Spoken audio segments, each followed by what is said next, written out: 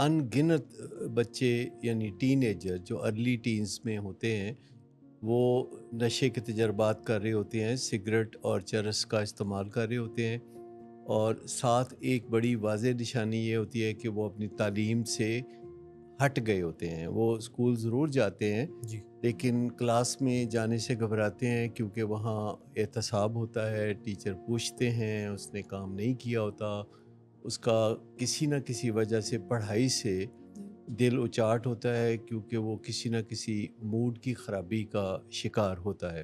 بیماری ہے ایڈکشن اور اس کا علاج ہے، تو یہ جو اتنے تکلیف دہ جملے ہیں کہ اس کو دفنا دینا چاہیے، اور میں یعنی ہوپ لیسنس جو ہے وہ ظاہری سی بات ہے نہیں ہے، طریقہ علاج ہے۔ اس میں جو ہے صرف ایک بندے کو نہیں، ویری امپورٹنٹ بات کہ انہوں نے اپنے ہسبینڈ تک کو نہیں بتایا کہ دس از اے پرابلم، اور یہاں سے ہی مسئلے ذرا زیادہ بڑھتے ہیں۔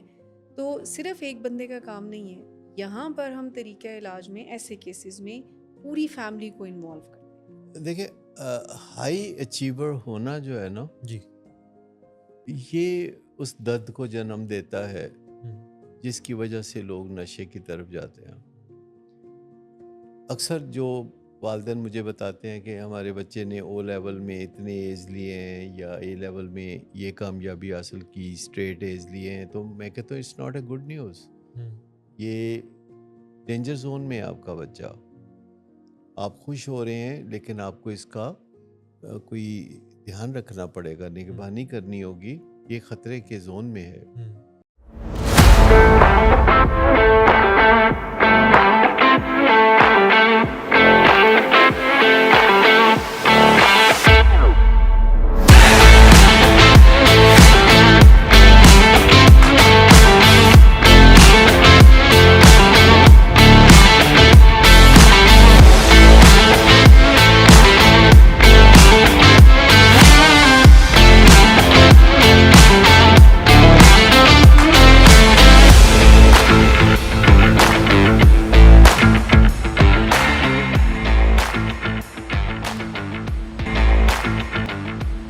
السلام علیکم، میرا نام سلمان احمد آوان ہے۔ آپ فلنگ ویز لائیو دیکھ رہے ہیں انسٹاگرام، یوٹیوب اور فیس بک پر۔ پروگرام کا نام ہے یو آسک فار اٹ، اور یہ پروگرام جو ہے وہ اپنی نوعیت کا پاکستان میں اور شاید پوری دنیا میں واحد پروگرام ہے جس میں ایڈکشن کی بیماری، مینٹل ہیلتھ کے مسائل، سوشل مسائل کے اوپر روزانہ بات ہوتی ہے۔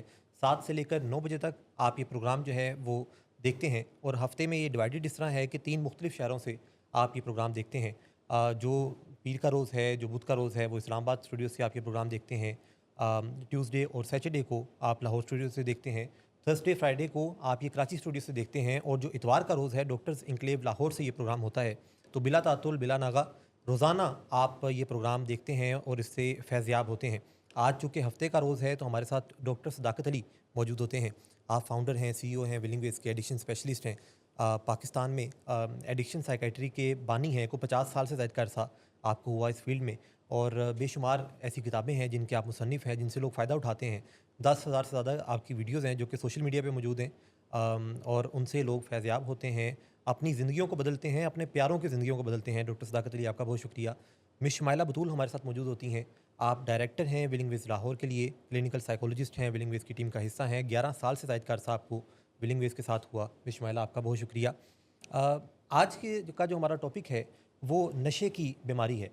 جب ایک فرد بگڑتا ہے تو پورا خاندان جو ہے وہ بکھر جاتا ہے، اور ہمارے پاس خطوط آتے ہیں۔ آج بھی ہمارے پاس 5 ایسے خط موجود ہیں، جو جتنے بھی ہمارے پاس خط آئے ان کا میں کچھ ابتدائیہ سا بتا دیتا ہوں کہ جو پہلا خط ہے وہ ایک والد کی بے بسی ہے، کہ جس میں ان کا 14 سال کا بیٹا ہے، اور اس کے حوالے سے انہوں نے رہنمائی مانگی ہے۔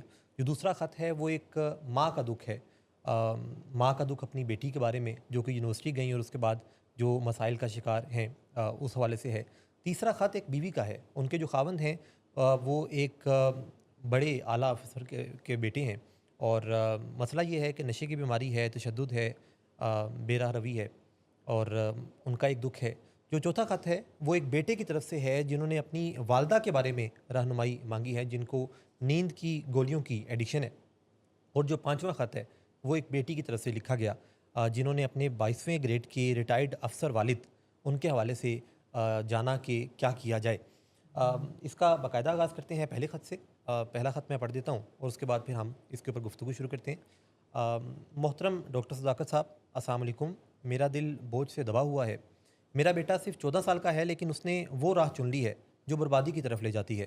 چند دن پہلے اسکول سے اطلاع ملی کہ وہ چرس پیتے ہوئے پکڑا گیا ہے۔ سن کر جیسے زمین ہل گئی ہو۔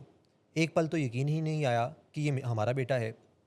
ہم نے ہمیشہ اس کے لیے بہترین کا انتخاب کیا، مہنگا اسکول، گھر پر ٹیوٹر، ہر آسائش، لیکن اس نے پڑھائی کو کبھی سنجیدہ لیا ہی نہیں۔ اب تو حال یہ ہے کہ کلاسیں چھوڑ دی ہیں، نشے میں مگن دوستوں کے ساتھ وقت گزارتا ہے، گھر میں ٹیوٹر آتا ہے تو اس سے بدتمیزی کرتا ہے۔ وہ تھوڑی دیر انتظار کرتا ہے اور خاموشی سے چلا جاتا ہے۔ ہر وقت پیسہ پیسہ، باہر جانے کی تکرار اور رات گئے گھر واپسی۔ کچھ پوچھو تو گندی گالیاں دیتا ہے۔ ہم دل سے چاہتے ہیں کہ اسے بچا لیں، لیکن اتنی کم عمر میں اسے ریہیب بھیجنے کے لیے دل نہیں مانتا۔ ڈر لگتا ہے کہیں اور خراب نہ ہو جائے۔ کبھی کبھی لگتا ہے جیسے وہ اندر ہی اندر مدد کے لیے پکار رہا ہو، لیکن منہ سے الفاظ نہیں نکلتے۔ اور کبھی وہ اتنا بے حس لگتا ہے کہ جیسے اس نے اپنی بربادی قبول کر لی ہو۔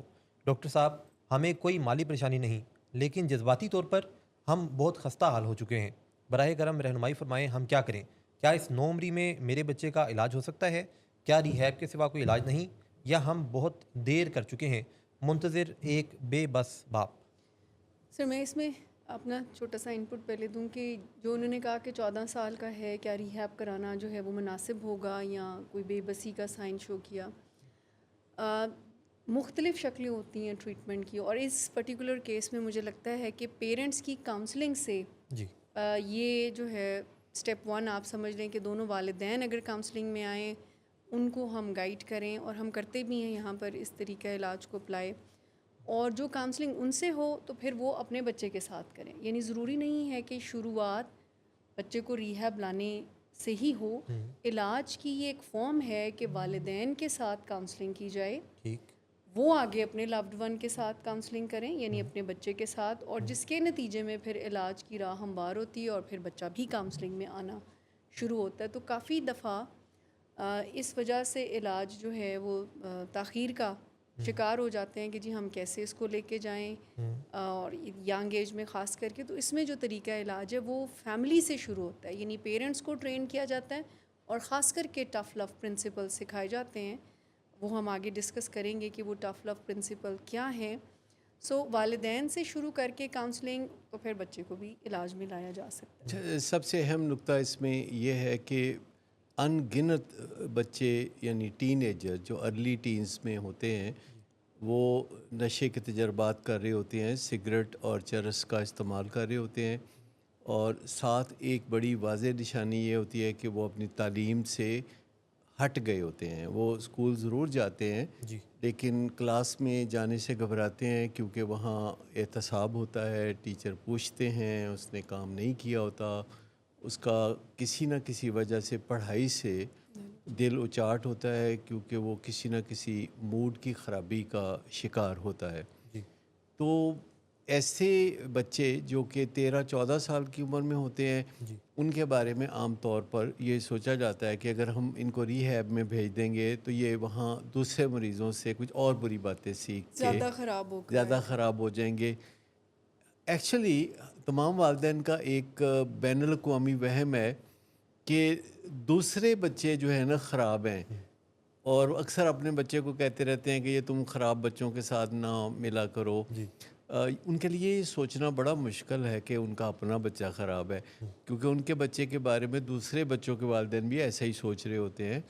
تو یہ جو ایک ڈینائل ہے کہ اگر ہمارا بچہ دوسرے برے بچوں سے ملتا ہے جو ہماری نظر میں برے ہیں، تو آپ یقین مانیں کہ وہ آپ کا بچہ ان سے اسی لیے ملتا ہے کہ وہ سب ایک جیسے ہیں، لہٰذا وہ ہمیں یہ کہنا تھوڑا سا اچھا لگتا ہے کہ تم تو اچھے ہو، دوسرے برے ہیں، اور تم ان سے نہ ملا کرو، اور وہ ملنے سے باز نہیں آتا اپنا کیونکہ بچہ بیبا لگتا ہے۔ بیبا لگتا ہے، اور وہ بچے کا دل دوسرے بچوں کے ہمراہ ہی لگتا ہے، کسی اور بچے سے ان کی ویو لینتھ نہیں ملتی۔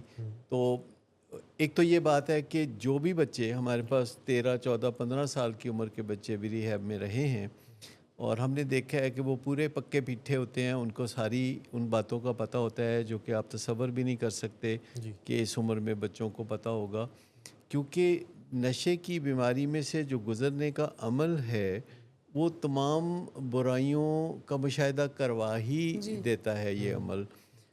ہاں لیکن ریہیب میں جانا کوئی ضروری نہیں ہوتا. ریہیب میں صرف اس لیے لے جایا جاتا ہے کہ ذرا انٹینسو پروگرام ہو جائے. لیکن اگر کوئی بچہ ابھی 13-14 سال کی عمر میں ہے اور والدین کی کچھ اپریہینشن ہے جی تو اسے ہم اس طرح مسئلے کو حل کرتے ہیں کہ والدین کا فوری طور پر کاؤنسلنگ میں آنا ضروری ہے، جو کہ ان اینی کیس بہت ضروری ہے، جی چاہے 14 سال کا بچہ ہو، چاہے 24 سال کا، چاہے 54 سال کا. تو فیملی کا آنا کاؤنسلنگ میں ضروری ہے کیونکہ it is a family disease. یعنی جس میں مریض نشہ کرتا ہے تو فیملی اگر سفر کرتی ہے تو وہ بھی تو تکلیف میں ہی ہوتی ہے نا، ڈیزیز میں ہوتی ہے. تو زیادہ تر فیملی والے جو روگی ہوئے ہوتے ہیں وہی رابطہ کرتے ہیں. تو یہاں اس بچے کے معاملے میں میں یہ کہوں گا کہ ان کو انڈائریکٹ کاؤنسلنگ میں آ جانا چاہیے. انڈائریکٹ کاؤنسلنگ کا مطلب یہ ہے جی کہ اگر وہ ہمارے پاس آئیں تو ہم ان کو کاؤنسل کریں ٹھیک اور وہ اس کاؤنسلنگ کو بچے تک پہنچائیں، کیونکہ ان کا بچے کے ساتھ کافی گہرا رشتہ ہے. صرف ان کو بات کرنی نہیں آتی اپنے بچے سے. ہمیں بات کرنی آتی ہے لیکن ہمارا ان کے بچے کے ساتھ ابھی گہرا رشتہ نہیں ہے. تو جب ہم والدین سے کاؤنسلنگ کرتے ہیں تو آہستہ آہستہ ہمارا بچے سے رشتہ بننا شروع ہو جاتا ہے والدین کے تھرو. بچے کے والدین ملتے ہیں، باتیں کرتے ہیں، گھر جا کے پھر اس کے مطابق وہ بچے سے باتیں کرتے ہیں. جو باتیں سیشن میں ہوئی ہیں وہ بھی جا کے وہ بچے سے کرتے ہیں. اس کو پروسیس انٹرونشن کہا جاتا ہے. ٹھیک یعنی مداخلت کا ایک سلسلہ شروع ہو جاتا ہے جس میں والدین بچے سے بات کرنا سیکھتے ہیں، بچے سے مختصر بات کرنا سیکھتے ہیں، بچے کو نتائج بھی دیتے ہیں، وہ ٹف لو بھی سیکھتے ہیں کہ بچے کو چونکہ والدین سے بہت زیادہ نوازشات اور عنایات کی ضرورت ہوتی ہے تو اس لیے بچہ جو ہے وہ آسانی سے والدین کے کہے میں آ سکتا ہے اگر والدین اپنی رٹ کو اسٹیبلش کریں. یعنی یہ ضروری ہے جی کہ والدین اعتماد سے آگے بڑھیں کیونکہ والدین سے بچے کو اپنی ہر ضرورت پوری کرنی ہے. والدین سے ہی اس نے برگر کھانا ہے یا کوئی پاکٹ منی لینی ہے یا جس طرح کی بھی سہولتیں ہیں. اور سب سے بڑی انڈیکیشن یہ ہے کہ اگر کوئی بھی بچہ اگر پڑھتا نہیں ہے، پڑھنے کی عمر میں پڑھتا نہیں ہے اور بعد میں کام کرنے کی عمر میں کام نہیں کرتا تو آپ سمجھ لیں کہ وہ بیمار ہے. کیونکہ پڑھائی جیسا آسان کام اگر بچہ نہیں کر سکتا اور ابھی وہ میٹرک نہیں کیا، میٹرک کے اندر ہے یا او لیول کے اندر ہے جی اور وہ پڑھائی سے اس کا دل اچاٹ ہے اور اس کا من نہیں کرتا پڑھنے کو، گھر پہ ٹیوٹر رکھا ہے تو وہ ٹیوٹر کے ساتھ بدتمیزی کرتے ہیں، وہ تھوڑی دیر بعد بیٹھ کے تو چلا جاتا ہے. تو سمجھ لیں کہ اس کا جو من نہیں کرتا پڑھنے کو تو یہ اس کے اندر ایک دماغی عارضے کی نشاندہی کرتا ہے. کیونکہ ہمارا دماغ جو ہے ایک اوپر والا دماغ ہے جسے ہم انسانی دماغ کہتے ہیں اور ایک نیچے والا دماغ ہے جسے ہم اینیمل برین یا حیوانی دماغ کہتے ہیں. تو یہ جو پری فرنٹل کارٹیکس ہے، اوپر والا دماغ، پڑھائی کے لیے اس کا کام کرنا ضروری ہے. اور جب نیچے والا دماغ ڈسٹرب ہوتا ہے جو کہ ایک جذباتی دماغ ہے تو اوپر والا دماغ جو ہے وہ کام چھوڑ ہڑتال کر دیتا ہے کیونکہ اس کو کام کرنے کا موقع یا اجازت اس صورت میں ملتی ہے جب دماغ میں امن و امان ہو. اور جب طاقت کسی ایک کے پاس رہ سکتی ہے؟ اور دونوں میں سے ایک دماغ جو ہے ایک وقت میں زیادہ کام کرتا ہے. اگر نیچے والا جذباتی دماغ جس میں غصہ ہے، پریشانی ہے، ڈپریشن ہے، اگر وہ ایکٹیو ہوا ہے تو آپ سمجھیں کہ ساری بلڈ سپلائی کا رخ ادھر ہوا ہے. اور جو اوپر والا دماغ ہے یعنی انسانی دماغ، سوچ بچار والا، پڑھنے لکھنے کے قابل جو دماغ ہوتا ہے اس کی بلڈ سپلائی جو ہے بہت کم ہو جاتی ہے اور جو کچھ بھی اگر وہ پڑھتا بھی ہے تو اس کے اوپر سے گزر جاتا ہے. اگر میتھ کا سوال ہے تو اس کو سمجھ میں نہیں آئے گا. اس بات کا حل عام طور پر تاریخی طور پر مار پٹائی سے کیا جاتا تھا جو کبھی بھی اس بات کا حل نہیں ہوتا. جی عموماً یہ جانچ پڑتال ہونی چاہیے اسکول لیول پہ کاؤنسلرز کے ذریعے یا والدین کو خود اپنے بچوں کا خیال رکھنے کی ضرورت ہے کیونکہ بچے والدین کے ہوتے ہیں تو سب سے زیادہ ذمہ داری تو ان پر آتی ہے کہ وہ جیسے اپنے بچوں کو حفاظتی ٹیکے لگواتے ہیں تو بچوں کو کچھ حفاظتی ٹیکے جذباتی صحت صحیح رکھنے کے لیے بھی وہ ضرور لگائیں، جس کا مطلب یہ ہے کہ ان کو شروع سے ٹرین کیا جائے کہ وہ اپنے جذبات کو کیسے ہینڈل کریں، جب انہیں نو کہا جائے جی. تو وہ اس کو سہ سکیں. یہ نہیں کہ ہر وقت اگر یس ان کو ملے تو وہ خوش رہیں گے، you are the best dad, you are the best mom, یہ کہیں گے. تو یہ ذہن میں رکھنا چاہیے کہ بچے کو اکثر و بیشتر آپ نو کہیں. ایک تو اس سے یس کا مزہ زیادہ آئے گا، جو برگر کبھی کبھی ملے وہ بہت مزیدار ہوتا ہے. دوسرا، جب آپ اسے اکثر و بیشتر نو کہیں گے تو وہ اپنے جذبات کو بہت اچھا ہینڈل کر سکے گا. لیکن جیسے یہاں پہ کوئی مالی پریشانی نہیں ہے، اور اکثر والدین یہ کہتے ہیں کہ اگر اللہ نے ہمیں آسودہ رکھا ہوا ہے، سارا کچھ ہے، تو ہم اپنے بچوں کو آگے نہ نوازیں تو یہ اچھا نہیں لگتا. میں ابھی سر بات کر رہے تھے نا کہ بچوں کو حفاظتی ٹیکے جیسے جذباتی مینجمنٹ ان کو سکھانی چاہیے، نو بھی ان کو سیکھنا چاہیے کہ نہ بھی ہوتی ہے، اور یہ ساری چیزیں یہ کرنا جو ہے نا وہ پیرنٹس کو سیکھنا چاہیے. جیسے بھی آپ نے کہا نا کہ مالی طور پر اگر کوئی مضبوط ہے تب بھی، کیونکہ تربیت جو ہے وہ انہوں نے دنیا کے لیے کرنی ہے، اپنے لیے نہیں. تو وہ بچوں کا اگر پیرنٹس کا بس چلے تو کسی قسم کی تکلیف بھی نہ آنی چاہیے. اللہ تعالیٰ نے ایسا دل ان کا بنایا، لیکن چونکہ ایسا ممکن نہیں ہے، زندگی میں ان کو نہ بھی سننی پڑے گی، اور بھی بہت سارے چیلنجز آنے پڑیں گے. تو آپ بچوں کو وہ نہیں سکھا رہے ہیں جس کی ضرورت ہے ان کو، اور آئندہ آنے والے وقت میں انہوں نے ہر مشکل سے ایک خاص قسم کی اسکل کٹ سے نکل سکتے ہیں وہ. اور جب وہ ایسی جذباتی کیفیات میں یا پیئر پریشر کہہ لیں یا فیئر آف ریجیکشن کہہ لیں، کسی بھی وجہ سے ذرا ڈاؤن فیل کرتے ہیں، چاہے وہ پڑھائی کا پریشر ہی کیوں نہ ہو، تو اب اگر ان کو طریقہ کار نہیں آتا اس میں سے نکلنے کا، تو ارد گرد کے جو لوگ ہیں جن کو پیرنٹس سمجھتے ہیں کہ دوست اچھے نہیں ہیں، لوگ اچھے نہیں ہیں اس کے، کوئی نہ کوئی اس کو ضرور بتائے گا کہ اچھا یہ والا جو ہے نا، تم ایک سگریٹ پیو، تم یہ ویپ کر لو، یہ کوئی فکس کوئی جگاڑ اس کو دے دے گا جو وقتی طور پر اس کی مدد ہی کر دے گا. سو وہ جو نیسسری اسکل ہیں، اور خاص کر کے ٹین ایجنگ میں اور ٹین ایجنگ سے پہلے کی بھی اسکلز ہیں کچھ جو بچوں کو سکھائی جا سکتی ہیں. مجھے تو ایسا لگتا ہے کہ اسکول کی پڑھائی سے زیادہ وہ زیادہ امپورٹنٹ ہیں، کہ جس میں آپ ایون بہت اچھے لوگ اسٹریٹ ایز لینے والے بچے ہوتے ہیں، بٹ جذباتی صحت ان کی بہت زیادہ ویک ہوتی ہے، اسٹریس اتنا زیادہ ہوتا ہے کہ وہ کھانا پینا بھول جاتے ہیں. اچھا، اس میں ٹف لو پرنسپلز ہیں جو بہت کام آتے ہیں پیرنٹس کے، اور یہ پرنسپلز یورپ اور امریکہ میں والدین نے ہی بنائے اور ماہرین نے ان کو بعد میں ریفائن کیا. ٹف لو پرنسپلز میں ایک پرنسپل یہ کہتا ہے کہ والدین کے جو مالی اور جذباتی وسائل ہیں وہ محدود ہوتے ہیں، چاہے کوئی کتنا بھی آسودہ حال ہو یا کسی کی کتنی بھی آمدنی ہو، بچوں کی فرمائشیں پھر بھی اتنی زیادہ ہو سکتی ہیں کہ ایک دن والدین جو ہے وہ تہی دامن محسوس کریں. تو لیکن اگر مال و دولت کافی بھی ہو تو والدین کے جذباتی وسائل محدود ہوتے ہیں، وہ زیادہ دیر فرسٹریشن کو برداشت نہیں کر سکتے، وہ اپنے بچوں کو پڑھائی سے غفلت برتتے ہوئے ظاہر ہے برداشت نہیں کر سکتے، تو وہ آپے سے باہر ہو جاتے ہیں. اور جب والدین آپے سے باہر ہوتے ہیں تو کبھی ان کی باتیں بھی سننے کے لائق ہوتی ہیں. میں آپ کو بتاؤں کہ وہ ایسے الفاظ استعمال کرتے ہیں جو کہ بچوں کے لیے پھر ایک بہانہ بن جاتا ہے والدین کی بات نہ ماننے کا.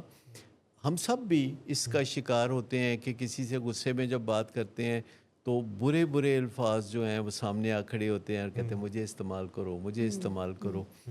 لیکن خاص طور پر غصے میں بھی جب ہم کسی سے بات کریں، اور خاص طور پر اپنے بچوں سے یا اپنے ماتحتوں سے بات کریں، تب بھی یہ خیال رکھنا چاہیے کہ اگر ہم آخر کار اس سے کوئی فائدہ اٹھانا چاہتے ہیں بات چیت سے، تو پھر الفاظ کا چناؤ تو اچھا ہی ہونا چاہیے. تو جیسے میں نے ایک ٹف لو پرنسپل بتایا کہ والدین کے مالی اور جذباتی وسائل محدود ہوتے ہیں، یہ بات مان لینی چاہیے.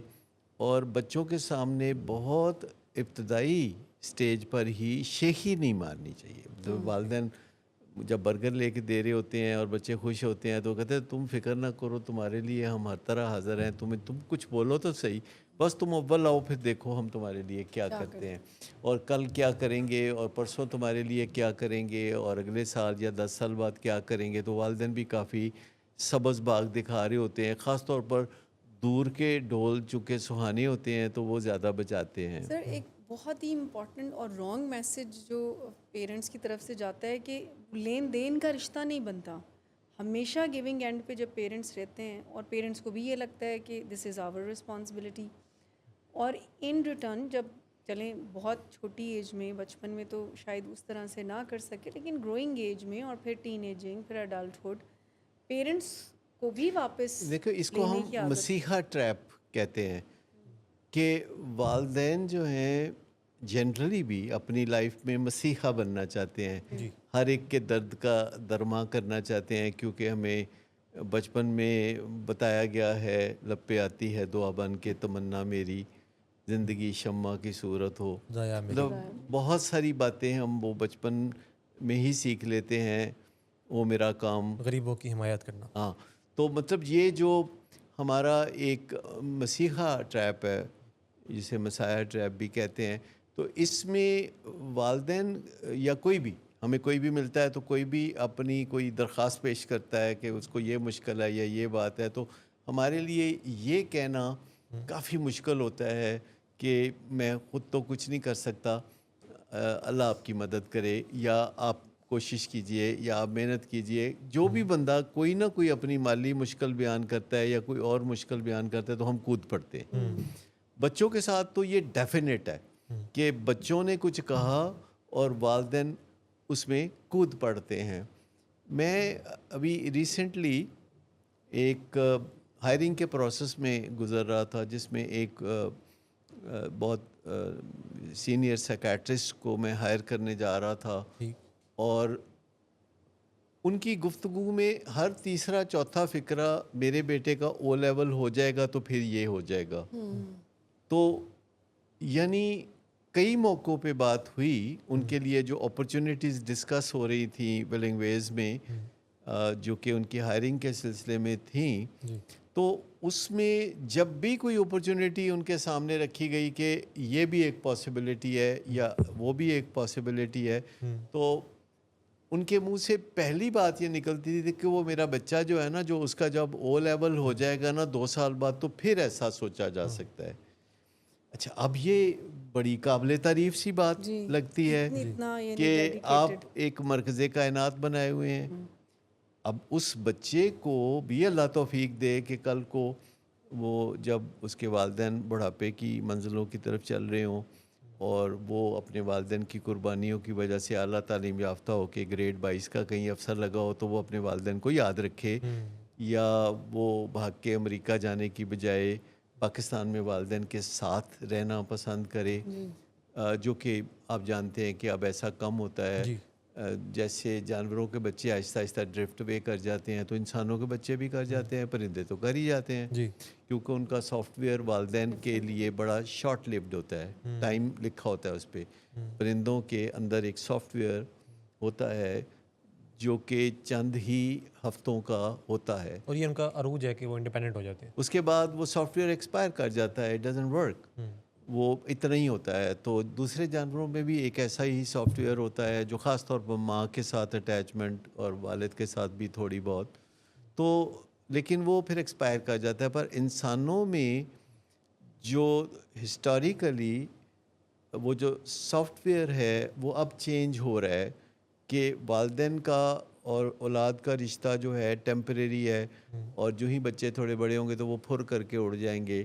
لیکن ابھی بھی گاؤں دیہات میں, قبائلی کلچر میں, دیہاتی کلچر میں یہ ہمیشہ سبق ملتا ہے کہ جیسے والدین نے ہماری خدمت کی ہے ہمارے کم سنی کی عمر میں, تو ہم والدین کی خدمت کریں گے جب ہم والدین کو بڑھاپے میں پائیں گے, جو کہ ریسیپروسٹی ہے, جو نہیں وہ لینے کا دینا ہے, to give is to receive.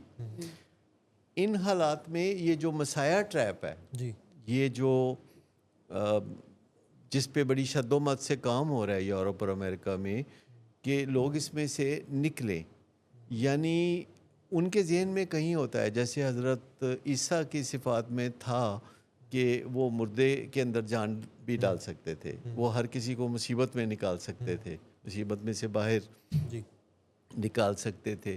تو ہم کہیں انکانشیسلی پیچھے ہسٹری میں جب ایسی ہستیوں کو دیکھتے ہیں کہ جس سے وہ کہتے ہیں نا مرد مومن کی نگاہ سے بدل جاتی ہیں تقدیریں قسم کی, تو یہ ہمارا ایک مسایہ ٹریپ ہے.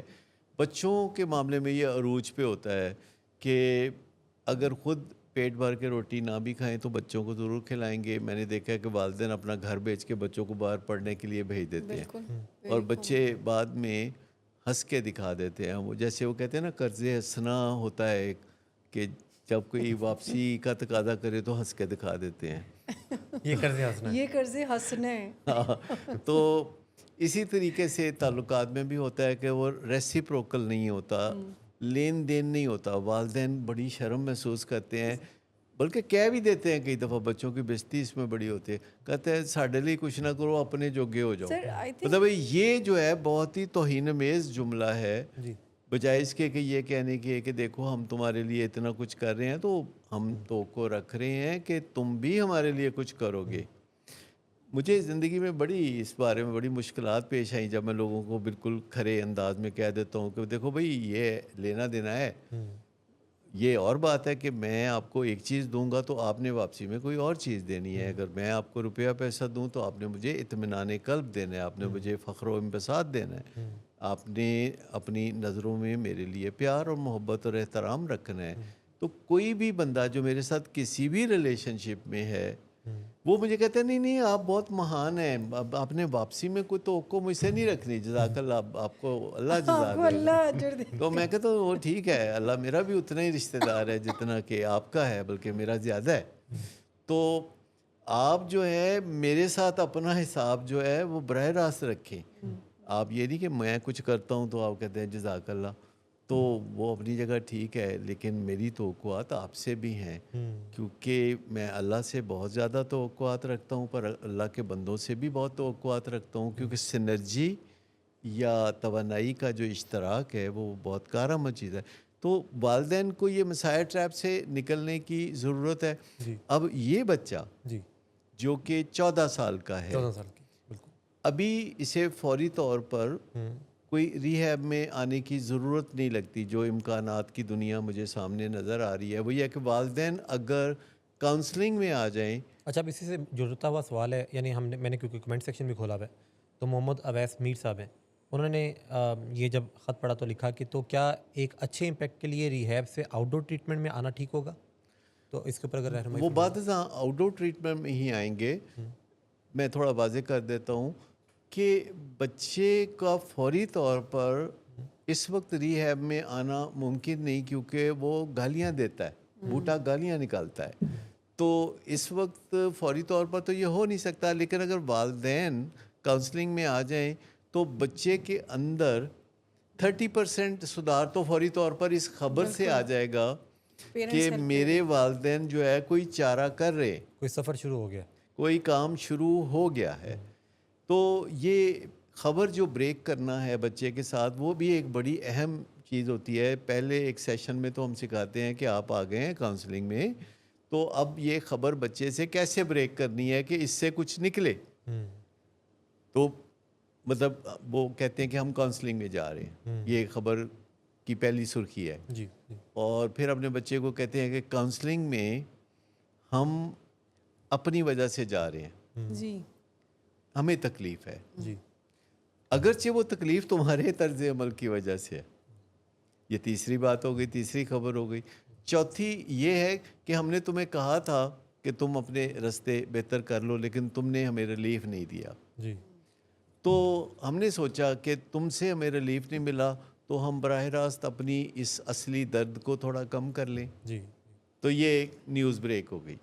اچھا, یہ ایک 14 سال سال بچے کے دماغ کے لیے بڑی بات ہے جی کہ اس کے والدین یہ خبر سنا کے تو مسکرا کے تھے چلو آؤ بیٹھو کھانا کھاتے ہیں. تو والدین پورے اعتماد ہو جاتے ہیں, پھر وہ بات چیت کرنا شروع ہوتے ہیں, پھر وہ دیکھتے ہیں کہ بچے کی ضرورتیں پوری کرنی ہے, چاہتیں پوری نہیں کرنی. ٹھیک ٹھیک. اب ضرورت اور چاہت میں فرق ہے. جی دال روٹی ضرورت ہے, ٹھیک ہے. لیکن برگر جو ہے میک ڈونلڈ کا وہ ایک چاہت ہے. تو اگر بچے کے پاس سیل فون ہے تو 3210 جو ہے وہ ایک ضرورت ہے، ٹھیک ہے. لیکن جو آئی فون F16 ہے وہ ضرورت نہیں ہے، وہ چاہت ہے. تو بچے کو پہلے بتائی جائیں کہ ضرورتیں پوری ہوں گی، چاہتے نہیں ہوں گی، اور جو چاہتے ہیں وہ مشروط ہوں گی. اور 30% بچے میں فرق اسی سے آ جاتا ہے. اور پھر جب وہ کاؤنسلنگ سے ہو کے آتے ہیں، شروع میں تو بچہ کہتا ہے تسی پاگل ہو، تانوں جانا ہی چاہیے ہاں ڈاکٹر، تاڈے نال ہی مسئلہ ہے تاڑے تسی نال جاؤ. بند ہے، تاڑا جانا بند ہے. بچے اس طرح کی باتیں بھی کرتے ہیں تو وہ کہتے ہیں اچھا خاموش رہتے ہیں. اور پھر جب وہ ہو کے آتے ہیں کاؤنسلنگ سے تو بچہ پوچھتا ہے کہ کیا بات چیت ہوئی، تو پھر آپ ایگزیکٹلی جو بات چیت ہوئی ہے وہ بتا دیتے. ان میں کوئی خفیہ نہیں ہوتی. گگلی نہیں ہوتی آپ کے پاس کہ جو آپ نے کچھ چھپا کے رکھے ہوتے ہیں. آپ جو کچھ کرتے ہیں وہ پہلے بچے کو بتاتے ہیں کہ ہم یہ کرنے جا رہے ہیں. اچھا، اس میں انڈائریکٹ کاؤنسلنگ میں طاقت اسرٹیونیس سے آتی ہے. اسرٹیونیس وہ معقول گفتگو ہے جی. جو دنیا میں قدرتی طور پر بس 1-2% لوگ ہی کر پاتے ہیں. ٹھیک. زیادہ تر لوگ نامعقول گفتگو کرنے میں ید طولا رکھتے ہیں. تو سب سے پہلے تو اسرٹیونیس سیکھنے کی ضرورت ہے کہ ضروری بات منہ سے نکالی جائے. اگر کوئی بات کیے بغیر گزارا ہو سکتا ہے تو وہ بات نہ کی جائے، اور جو کہا جائے تو پھر اس پہ عمل کیا جائے. جس پہ عمل نہیں کرنا وہ کہا ہی نہ جائے. تو لگی لپٹی بات نہ کی جائے، بالکل سادہ بات کی جائے. اگر آپ کو شک ہے تو کہیں مجھے شک ہے، اگر آپ کو یقین ہے تو آپ کہیں مجھے یقین ہے. اگر آپ کو لگتا ہے مجھے وہم ہے تو آپ وہم کو لے کے چل پڑے. آپ جی مجھے وہم ہوتا ہے، جب تم رات کو 2 بجے آتے ہو تو مجھے بہت وہم ہوتا ہے.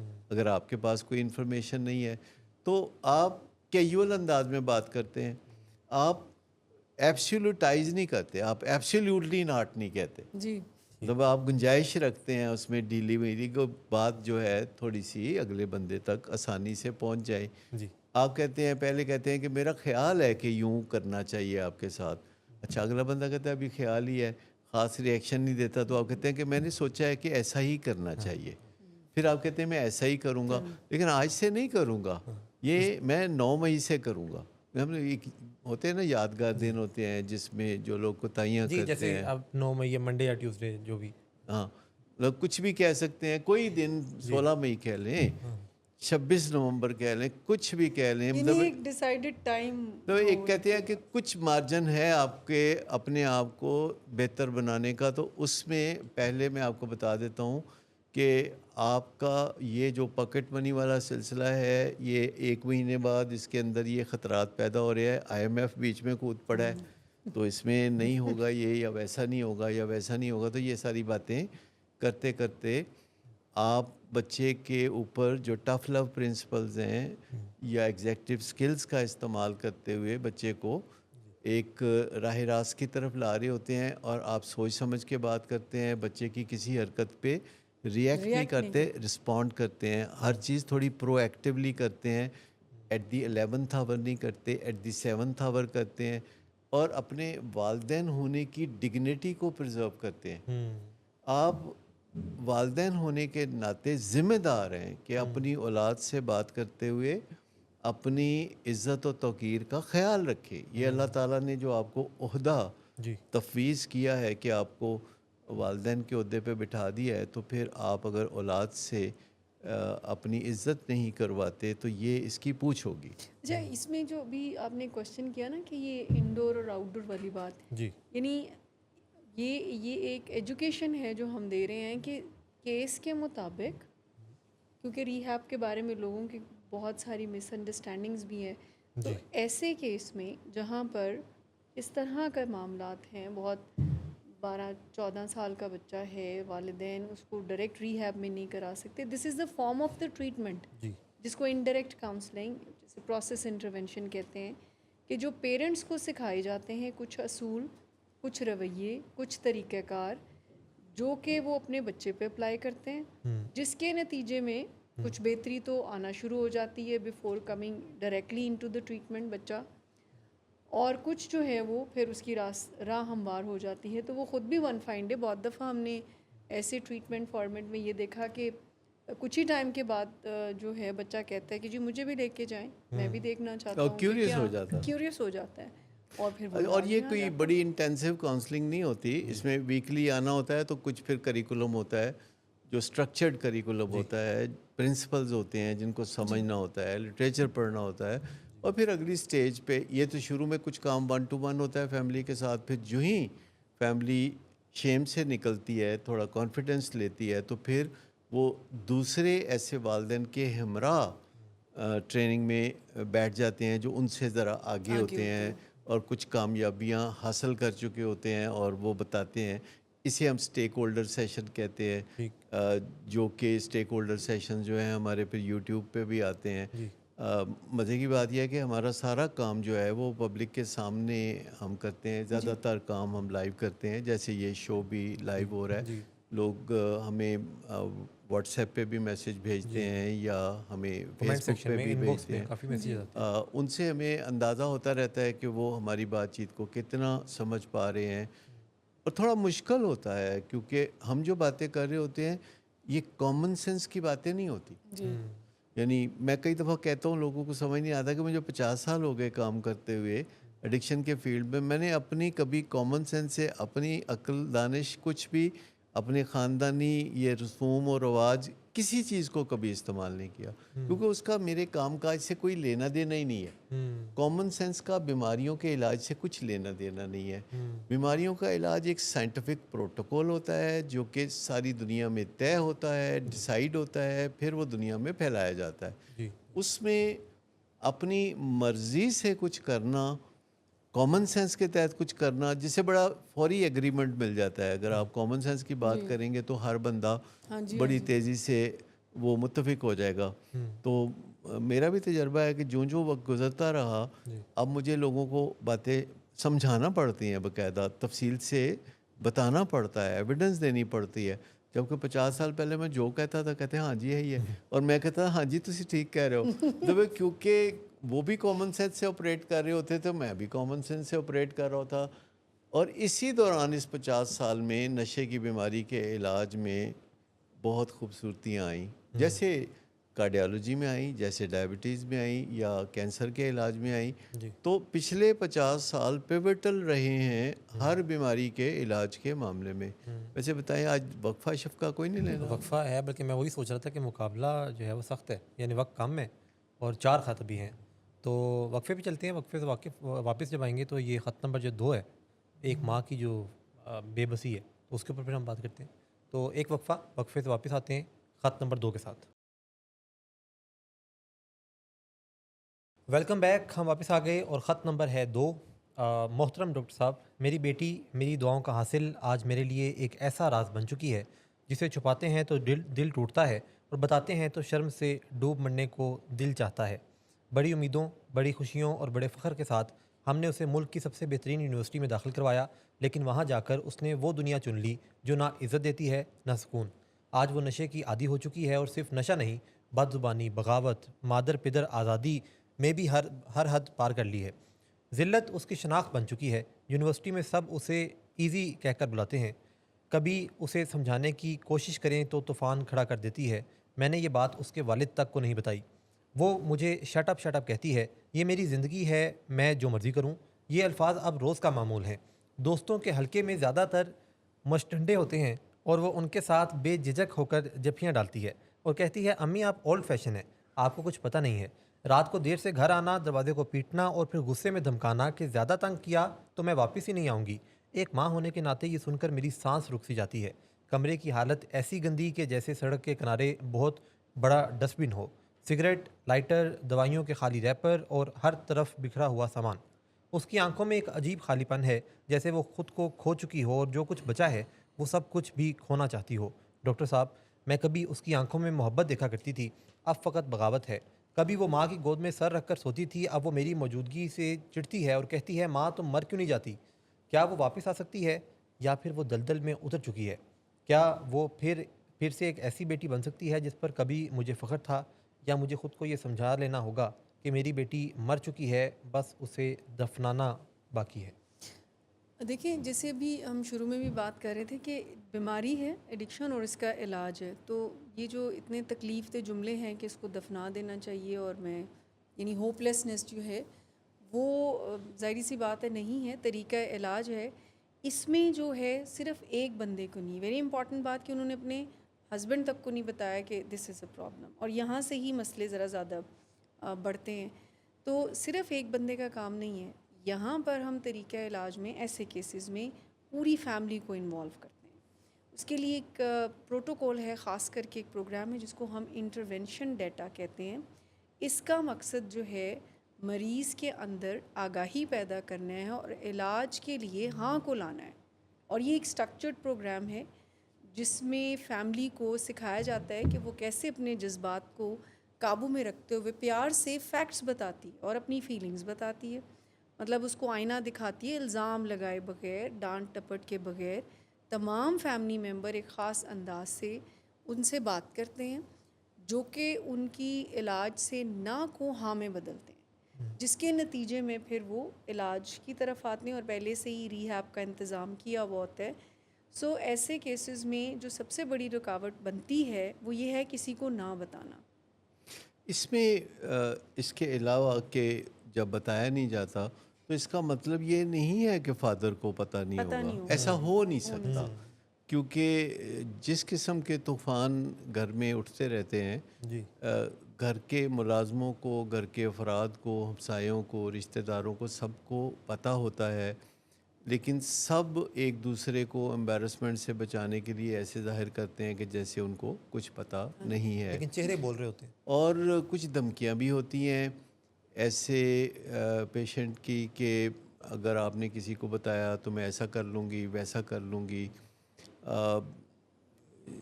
ویسے تو کوئی بھی ایڈکشن کی بیماری میں جب ہوتا ہے تو اس کے بعد اس کا سفر خرابیوں کی طرف شروع ہو جاتا ہے. ضروری نہیں کہ نشہ کرنے سے پہلے کسی میں کوئی خرابی ہو بھی سکتی ہے, اور کوئی بالکل خرابیوں کے بغیر بھی ہو سکتا ہے. اور موڈ اور مزاج کی تکلیف سے لوگ نشے میں جا سکتے ہیں. بعض اوقات پتے کی پتھری ہو تو کوئی ٹیکے لگے تو بندہ نشے کی بیماری کی طرف چل پڑتا ہے. اس میں کوئی باقاعدہ قصور ہونا ضروری نہیں, لیکن ایک دفعہ جب کوئی نشہ کرنے لگتا ہے, شراب پینے لگتا ہے, یا کوئی چرس, افیون یا آئس, کوکین کچھ بھی کرتا ہے, تو اس کا یہ جو اخلاقیاتی حصہ ہے سامنے آتا ہے کہ تو وہ برباد ہونا شروع ہو جاتا ہے. اس کی لینگویج میں برے الفاظ آنے شروع ہو جاتے ہیں, اور گالی گلوچ اس کا شعار بن جاتا ہے, اور اس کو کوئی کنسیکوینسز کی پرواہ نہیں ہوتی, کیونکہ جو دماغ میں کنسیکوینسز کی جانچ پڑتال کرنے والا یا تجزیہ کرنے والا حصہ ہے, جی وہ نیم مدہوش سا ہو جاتا ہے. نتائج کی کوئی پرواہ نہیں ہوتی, اور انسان بہت عجیب و غریب رسک بھی لے رہا ہوتا ہے. ایسے ہی تو نہیں نا ام الخبائث کہا جاتا ہے شراب کو یا نشوں کو. یہ نشے جو ہیں برائیوں کی ماں ہیں, یعنی یہاں سے برائیاں جنم لیتی ہیں. نشہ کرنے سے پہلے جیسے یہ لڑکی بھی ایک بہترین یونیورسٹی میں گئی, تو اس کا مطلب ہے کہ وہ پڑھائی میں اچھی تھی, اس کے نمبر اچھے تھے, جی تبھی اس کو ایک اتنی بہت اچھی یونیورسٹی میں داخلہ ملا. لیکن وہاں کا جو ماحول ہے وہ جتنی بھی بڑی دنیا میں بڑی زبردست یونیورسٹیز ہوتی ہیں, وہاں جو لوگ تعلیم و تربیت حاصل کرتے ہیں اس میں تربیت تقریباً صفر ہوتی ہے, بس تعلیم حاصل کرتے ہیں. ایک مسئلہ ہوتا ہے کہ جتنی بڑی یونیورسٹیاں ہوں وہاں جو ٹیچر ہوتے ہیں وہ رول ماڈل نہیں ہوتے, وہ قابل ہوتے ہیں اور ہائی اچیورز ہوتے ہیں. انہوں نے گولڈ میڈل لیے ہوتے ہیں, انہوں نے پی ایچ ڈی کی ہوتی ہے. یہ لازمی اجزاء ہیں کہ کسی بڑی یونیورسٹی کے ساتھ اگر آپ نے اٹیچ ہونا ہے. اس میں یہ کوئی لازمی شرط نہیں ہے کہ کردار بھی دیکھا جائے. یہ میں آپ کو بتاؤں کہ بہت بڑی مشکل ہے. ہر قسم کی آرگنائزیشن میں جو سی ای او ہیں ان کو بہت مشکلات ہوتی ہیں. مثال کے طور پر آپ ولنگ بیس کو لے لیں. سب سے پہلے یہ دیکھنا کہ جو بھی ہمیں جوائن کرے گا وہ سگریٹ بھی نہیں پیتا ہوگا. پھر یہ دیکھنا کہ اس کے اندر کوئی کردار کی واضح خرابی نہ ہو جو کہ ہم اسیس کر سکتے ہیں کہ اس کے اندر کیا موڈ مزاج کے مسئلے ہیں یہ دیکھنے پڑتے ہیں. اس کے بعد اس کی عادتیں طور اتوار دیکھنا پڑتے ہیں کہ وہ کیا ہیں. میں ابھی تھوڑی دیر پہلے بھی ذکر کر رہا تھا کہ مجھے پاکستان بھر میں اپنے سینٹرز کے لیے سائیکیٹرسٹ کی ضرورت ہے, F C P S psychiatrist کی, اور میں کوئی 50 کے قریب سائیکیٹرسٹ کے انٹرویوز کر چکا ہوں. بہت اچھی آفرز بھی کر رہے ہیں, لیکن زیادہ تر سائیکیٹرسٹ چاہتے ہیں کہ وہ 4 5 جگہوں پہ اٹیچ ہوں. وہ کوئی بھی ان کی زندگی میں جو خالی سلاٹ ہے, جو ان کی زندگی میں تھوڑی سی رونق اور خوشی کی رمق لا سکتا ہے, وہ اس کو ختم کرنا چاہتے ہیں. مجھے ایک خاتون سائیکیٹرسٹ نے کہا کہ میں 5 جگہ تو کام کر رہی ہوں, لیکن میرے پاس کچھ صبح تھوڑا ٹائم ہے اور کچھ شام کو تھوڑا ٹائم ہے, تو وہ میں آپ کو دینا چاہتی ہوں. تو میں نے کہا اپنے آپ پہ ترس کھائیں, پلیز سیو یور اسکن. اور بڑے پیار سے ان کو سمجھایا کہ ایسا نہ کریں, یہ آپ کی زندگی ہے اور اس کو آپ سنبھال کے استعمال کریں. یہ بڑی تیزی سے گزر رہی ہوگی کیونکہ 5 جگہ پہ آپ اٹیچ ہیں, عجیب کیوس ہوگا, حواس باختہ زندگی ہے, اس میں کوئی حاصل نہیں ہے. تو میں بات کر رہا تھا مختلف سائیکیٹرسٹ سے, تو ایک سائیکیٹرسٹ نے کہا مجھے کہ میں نے پہلے بھی سنا ہے کہ آپ چاہتے ہیں کہ بس ولنگ ویز کے ہو کے رہیں. تو میں نے کہا ہاں میں یہی چاہتا ہوں کہ ولنگ ویز ہو کے رہیں. جب آپ کو ہم کمپنسیٹ کرتے ہیں اور آپ کو اتنی ہائی سیلری, منہ مانگی سیلری ہم دینا چاہتے ہیں, تو ہمارے کلائنٹس کا حق ہے کہ آپ کلیئر مائنڈیڈ ہوں, جن لوگوں کے ساتھ کام کر رہے ہوں کوئی بھاگ دوڑ, کوئی شور شرابہ آپ کی زندگی میں نہ ہو, آپ شارپننگ دی سو میں بلیو کرتے ہوں, اپنے پیشنٹس کی زندگی کو اچھی طرح جان رہے ہوں.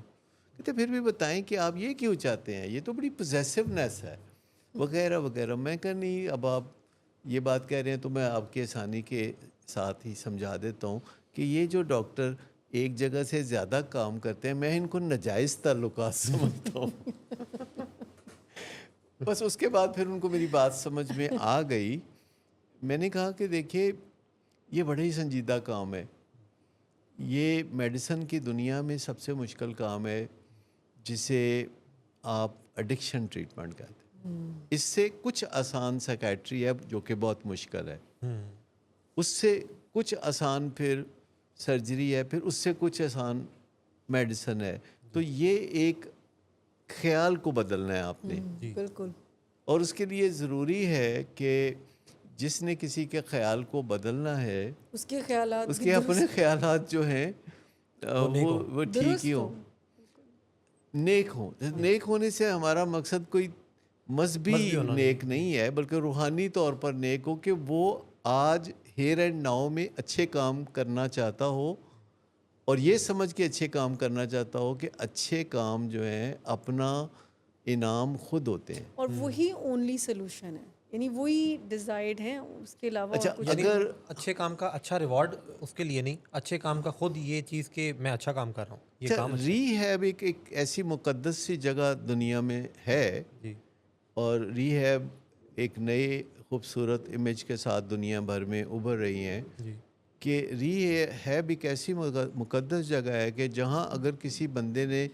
ری ہیب جوائن کر کے, یعنی بطور ڈاکٹر یا سائیکالوجسٹ یا کاؤنسلر, اگر اپنے اخلاق پہ کام نہیں کیا تو بہت جلد وہ خود ہی بیزار ہو کے ری ہیب سے آؤٹ ہو جائے گا. جیسے سمندر مردہ چیز کو اپنے اندر نہیں رکھتا, اٹھا کے باہر پھینک دیتا ہے. تو ری ہیب ایک ایسی دنیا ہے کہ جہاں صرف روحانی طور پر بیدار شخص جو ہے وہ اپنے فرائض منصبی ادا کر سکتا ہے. تو ایک تو یہ کہ یونیورسٹیز دنیا بھر میں, صرف یہ پاکستان کی جو ٹاپ یونیورسٹی کی بات کر رہے ہیں, یہاں کی بات ہی نہیں ہے, مجھے دنیا کی بہت اونچے درجے کی یونیورسٹیز دیکھنے کا اتفاق ہوا.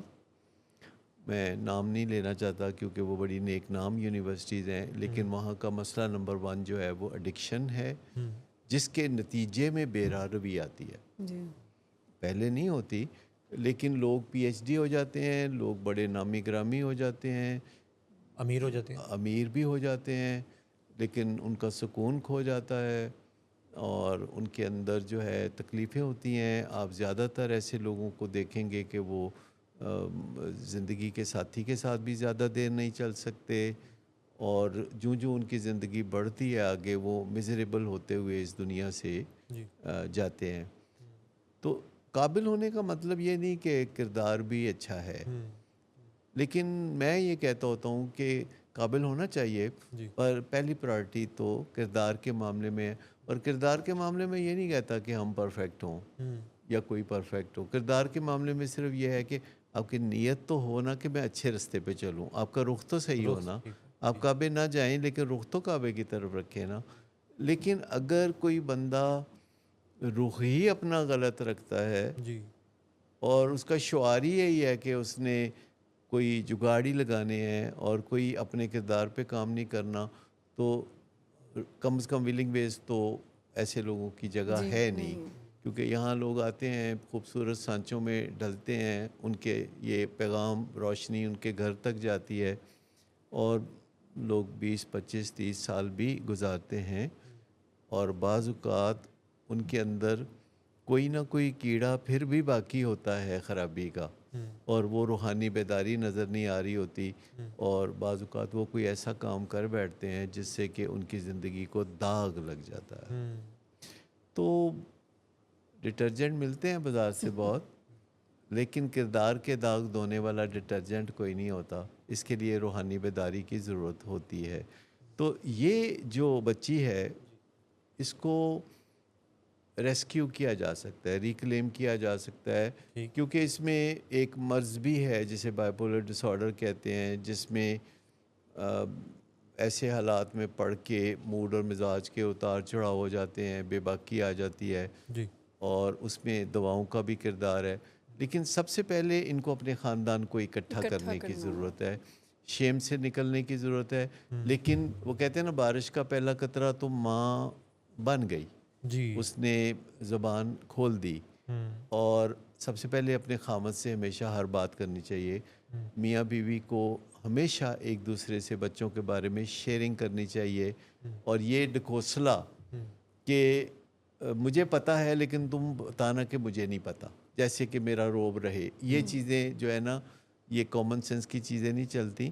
اگر کوئی مسئلہ ہے بچے میں، سگریٹ پیتا ہے یا چرس پیتا ہے، تو ماں کا پہلا فرض ہے کہ گھر کے تمام افراد کو بتائیں، اور اپنے بہن بھائیوں کو بھی بتائیں، اور اپنے دیور جیٹ کو بھی بتائیں۔ اب کہیں گے جی وہ تو شریک ہوتے ہیں، وہ تو یہ بات کر دیں گے، وہ تو بھی اپنے تعلقات اچھے رکھو نا۔ اگر آپ کے تعلقات اچھے نہیں تو اس کا مطلب ہے کچھ ایڈکٹیو بیہیویئر تو آپ میں بھی ہے۔ اگر آپ اپنے بھائی سے دل کی بات نہیں کر سکتے، بہن سے دل کی بات نہیں کر سکتے، یا آپ اپنے کسی دوست سے اندر کی بات نہیں کر سکتے، تو پھر اپنے دوستی نہیں روک پالے ہوئے۔ سر ایڈکشن میں خاص کر کے یہ جاننا بہت ضروری ہے لوگوں کے لیے کہ جتنا اس کو چھپایا جاتا ہے نا، اتنی ہی اس بیماری کی شدت میں اضافہ ہوتا ہے۔ یہ تھرائیو اس چیز پہ کرتی ہے۔ دوسری بات ہے کہ یہ انیبلنگ، یعنی چھپانا، کور اپ کرنا، اور سہولت کاری کرنا۔ جی جی یہ سہولت کاری بعض اوقات یہ بھی ہوتی ہے کہ بچی کہتی ہے میں نے بوائے فرینڈ سے ملنے جانا ہے، تو ماں کہتی ہے چلو میں بھی ساتھ چلتی ہوں، اور وہ باہر گاڑی میں بیٹھی ہوتی ہے، اور بچی ریسٹورنٹ میں بیٹھ کے تو بوائے فرینڈ سے باتیں کر رہی ہوتی ہے، تو وہ کہتے ہیں اچھا چلو مجھے پتہ تو ہے پتہ نا۔ تو ہے۔ تو ان کو پتہ ہونا میرے کافی، سامنے جا کے ملی بس کئی دفعہ تو مائیں اس بات پہ بڑی مطمئن ہوتی ہے میری بیٹی جو بھی کرتی ہے نا مجھے بتا کے کرتی ہے۔ سر اور اتنی یہ ایک رانگ پرسیپشن ہے کہ ہم اپنے بچوں کے دوست ہیں اور وہ ہم سے کھل کے باتیں کر سکتے ہیں، مجھے ان کے ریلیشن شپ کا پتہ ہے، اور بس یہ چھپ کے کچھ نہ کرے۔ اصل بات یہ ہے کہ دوستوں سے جو باتیں کرتے ہیں تو سب دوستوں سے ایک جیسا نہیں کرتا۔ اگر کسی کے 4 دوست ہیں تو ایک کے ساتھ 50% شیئرنگ ہوگی، ایک کے ساتھ 30%، ایک کے ساتھ 60%، اور ایک کے ساتھ 10%۔ تو والدین کے ساتھ بھی جو شیئرنگ ہوتی ہے اس قسم کی، کہ اپنے جو راز و نیاز ہے والدین کو بتانا، تو وہ ٹیسٹ ڈوز دیکھ رہے ہوتے ہیں کہ والدین کتنا کو سن سکتے ہیں، کتنا کو سہ سکتے ہیں، اتنا کو بتا دیا، اور والدین سمجھتے ہیں کہ سب بتا دیا ہے، جبکہ سب نہیں بتایا ہوتا۔ اور والدین کو یہ کوئی ایڈوانٹیج نہیں ہے کہ بچے ہر چیز ان کو آ کے بتائیں۔ والدین کے اندر یہ آنکھ کے اندر تجزیہ ہونا چاہیے کہ ان کا بچہ جو باہر سے آتا ہے تو وہ کیا کر کے آتا ہے۔ جو بچہ رات 9 بجے کے بعد گھر واپس آتا ہے وہ کوئی اچھا کام کر کے نہیں آتا، तमाम अच्छे काम जो है 9 बजे शटर डाउन होने शुरू हो जाते हैं। 9 से पहले अच्छे काम है। बस 9 से पहले जो पहले भी क्या, हो 7 बजे से पहले पहले अच्छे काम है। अगर बच्चों को तहफ़्फ़ुज़ देना है तो पहला हिफाजती टीका यह है कि मगरिब की अज़ान पे बच्चों को घर होना चाहिए, रोशनी में बच्चों को घर आ जाना चाहिए। 7 से आगे जो अच्छा काम हो रहा है वो सिर्फ यू आस्क फॉर इट में हो रहा है। हाँ, 7 से ये है कि हम फिर कहते हैं घर बैठ के तो हमारी बातें सुने। और मैं माशाल्लाह दावे से कह सकता हूँ कि जो 6 महीने तक जी हर रोज़ ये you asked for you ask it for it सुन ले, उसकी ज़िंदगी खुशियों से भर जाएगी, इत्मीनान से भर जाएगी, और मसाइल जो है वहाँ से दुम दबा के निकल जाएंगे, क्योंकि हम बड़ी खुल के बात करते हैं और हम हर मसले का जो हल बताते हैं वो साइंस की रोशनी में बताते हैं। हम कोई कॉमन सेंस की बातें नहीं कर रहे होते, रस्मी लेक्चर बाजी नहीं कर रहे होते, हम बड़ी साफ खुली बात करते हैं। तो इन खातून के लिए मशवरा ये है कि ये अपने तमाम घर के अफराद को एक पेज पे इकट्ठा करें, उनमें से एक को कप्तान बनाएं, अपने खामद को कप्तान बना लें। अगर वो फास्ट बॉलर थे कभी क्रिकेट टीम में तो उनको कप्तान बना लें, ठीक और उसके बाद फिर देखें कि कौन कौन लोग हैं जो कि फ़हम फरासत रखते हैं, अक्ल व दानिश रखते हैं, तो उनको काउंसलिंग में शरीक करें और फैमिली इंटरवेंशन की तरफ चले जाएं, जो कि 3 हफ्ते का प्रोसेस है, जिसमें ट्रेनिंग भी हो जाती है और फिर एक दिन सब लोग जाके तो आइडेंटिफाइड पेशेंट को मिलते हैं बिल्कुल ठीक और उसके सामने वो हकायक पेश करते हैं कुछ ऐसे अंदाज में कि वो कबूल कर सके, जिसमें इज़्ज़त और प्यार के साथ बात की जाती है। याद रखिए कि जो फैमिली है वो एक दूसरे पे बहुत असर व रसूख रखती है। फैमिली एक दूसरे को अक्सर मोटिवेट भी कर रही होती है, डिमोटिवेट भी कर रही होती है। फैमिली मिल के ऑर्केस्ट्रेट भी कर रही होती है, फैमिली मिल के लड़खड़ा भी रही होती है। फैमिली एक दूसरे की इमोशनल स्ट्रिंग्स भी पुल कर रही होती है, और सब एक दूसरे को थोड़ा बहुत मोल्ड करने की सलाहियत रखते हैं। लेकिन जब सब मिल के किसी एक फैमिली मेम्बर से बात कर रहे होते हैं तो कामयाबी यकीनी होती है। बिल्कुल ठीक। ये एक ख़ातून को तो रहनुमाई मिल गई। जो नेक्स्ट ख़ातून है ख़त नंबर 3 में, उनको रहनुमाई फिर इस वक्फे के बाद। तो एक वक्फ़ा लेते हैं, वापस आते हैं तो ख़त नंबर 3 पे बात करते हैं। ख़त नंबर 3। मोहतरम डॉक्टर साहब, मेरा शोहर मेरा जीवन साथी कभी ख्वाबों का शहज़ादा लगता था, वो मेरी ज़मीनों आसमान था। अब दिन रात जहरीली स्मोक की तरह पूरे घर में छाया रहता है। वो एक अमीर घराने का चश्म चराग है। बाहर से तालीम हासिल की, वापस आया तो सिर्फ डिग्री नहीं, शराब और कोकेन की आदत भी साथ लाया। हर वक्त पार्टी करने लगा। इब्तिदा में हमने उसे एक वक्ती शुगर समझा, लेकिन जल्द ही वो एक ख़तरनाक तर्ज़ ज़िंदगी में ढल गया। ऐसा तर्ज़ ज़िंदगी जिसमें ना बीवी की कोई हैसियत है, ना बच्चों की कोई अहमियत। नशे में धुत होकर रातों को ऊट पटांग हरकतें करना और गाली गलौज करना मामूल बन गया है। अगर मैं किसी कमरे में जाकर अपने आप को लॉक कर लूँ तो दरवाज़ा तोड़ने तक नौबत आ जाती है। ज़रा ज़रा सी बात पर बच्चों को झिड़कना, मुझ पर हाथ उठाना और फिर अगले दिन मोहब्बत भरे तोहफे के साथ माफ़ी मांगना, ये एक सिस्टम बन चुका है। नशे की हालत में कई बार शदीद एक्सीडेंट हो चुके हैं, चोटें लगती हैं लेकिन जान बच जाती है। लगता है नशइयों का भी खुदा होता है। हादसों के बावजूद नशे से बाज नहीं आया। डॉक्टर साहब, आप यकीन करें वो एक शख्स में 2 ज़िंदगियाँ जीता है। एक बेहद पुरजोश, बड़े ख्वाब देखने वाला, सब कुछ पल में बदल देने वाला शोहर। दूसरे लम्हे गुस्से में पागल, ख़ुद को बर्बाद और सबको तबाह कर देने वाला इंसान। कभी बहुत खुश अखलाक, बेहद मेहरबान, हर किसी को हैरान कर देने वाला, और फिर अचानक एक आतिशफ़शां की तरह लावा उगल देता है। कई कई दिनों तक ख़ुद को शराब के साथ कमरे में बंद कर लेता है। अब तो उसने अपने जैसी एक महबूबा भी पाल रखी है। कभी बाहर के दौरों पर उसके साथ जाता है। उसे शहर से दूर बहरिया टाउन में फ़्लैट लेकर रखा हुआ है। जब मैं एहतजाज करूं तो कहता है, तुम्हें मसला क्या है?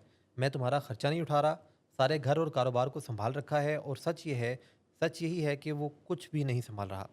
उसकी ज़िंदगी में बच्चों का कोई मुकाम नहीं। नशे के सामने हर चीज़ हीच है।